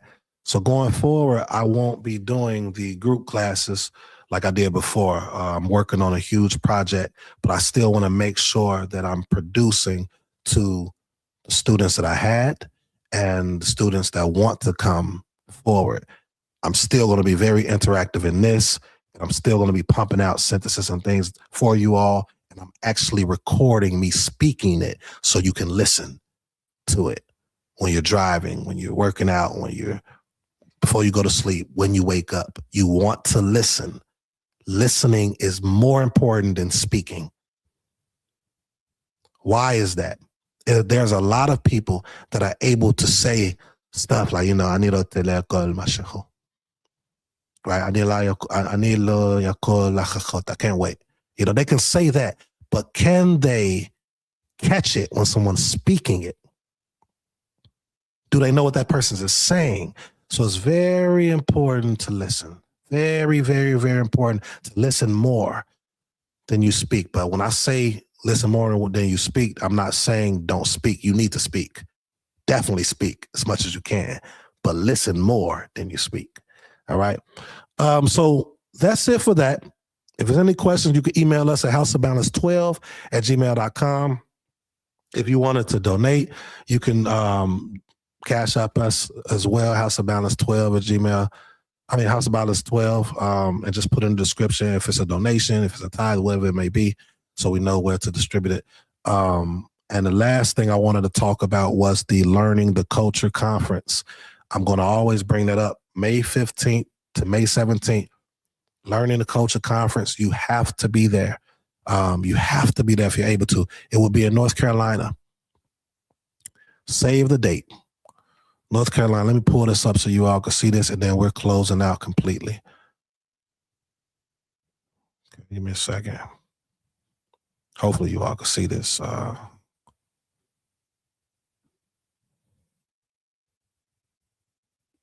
Okay. Total Rabbi. Yahweh. All right, so I'm going to share this. I'll also be in North Carolina.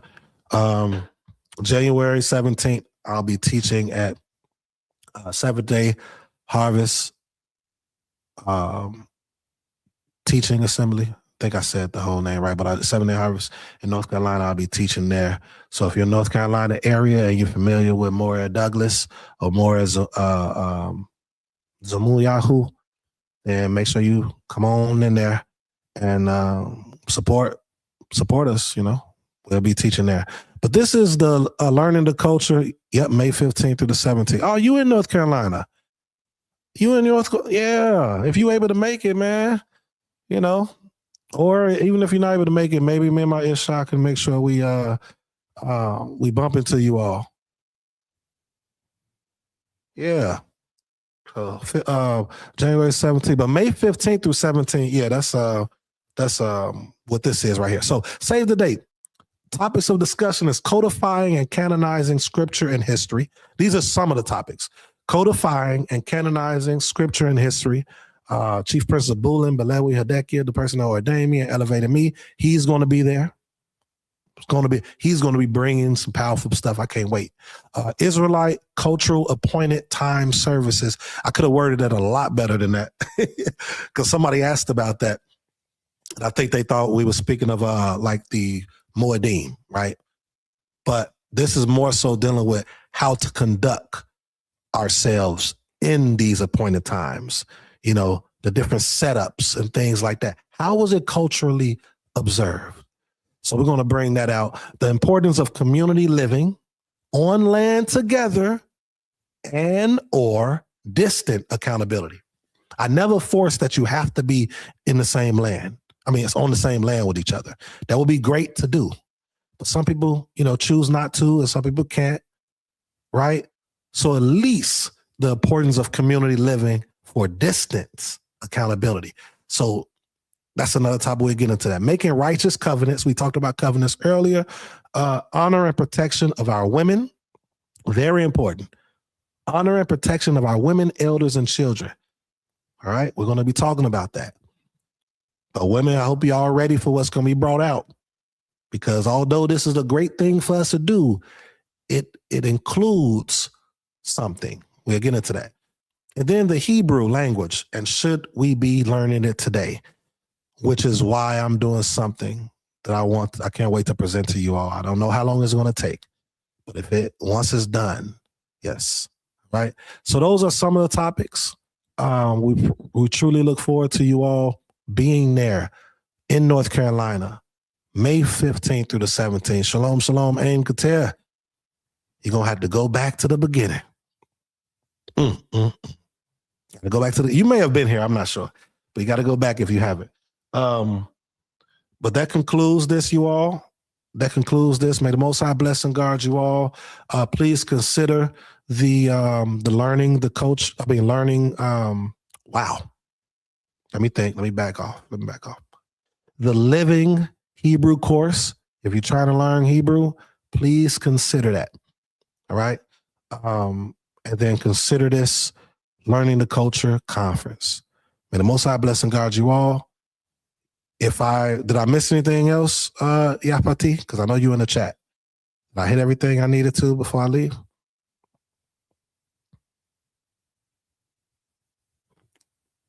I want to make sure I hit everything before I take off.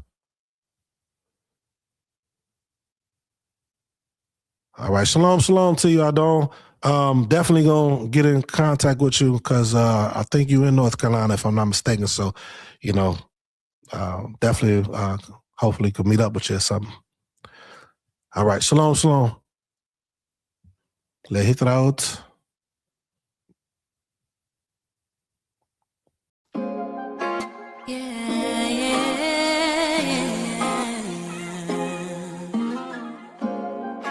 I'm ready, I'm ready, I'm ready.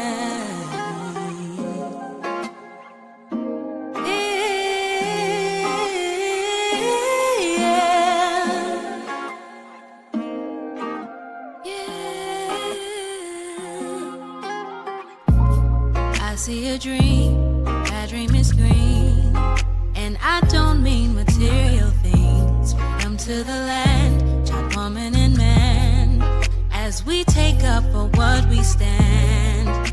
Better days and better nights, as we stand and unite. We're one and the same. Why is it so hard not to point and to blame? Better sheet, get our houses in order and we'll see the peace. There are steps that we must take if we want to see. I see my people rising, no more stopping us. A couple billion acres across America, us. The peace rose for the sake of us. The sake of us, the sake of us. I see my people rising, no more stopping us. A couple billion acres across America, us. The peace rose for the sake of us. No more feeling, telling me beneath. What a beautiful moment, and a sight I can't wait to see. Even if I miss it, at least I wasn't part of the mission. Changing lives of men, women, and children.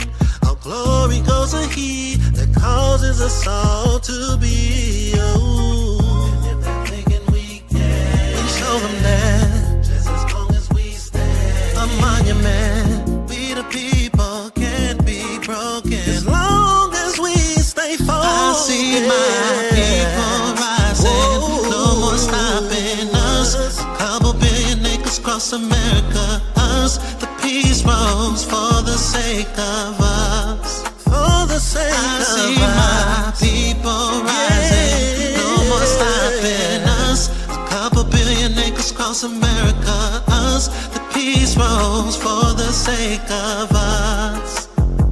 I see my people rising.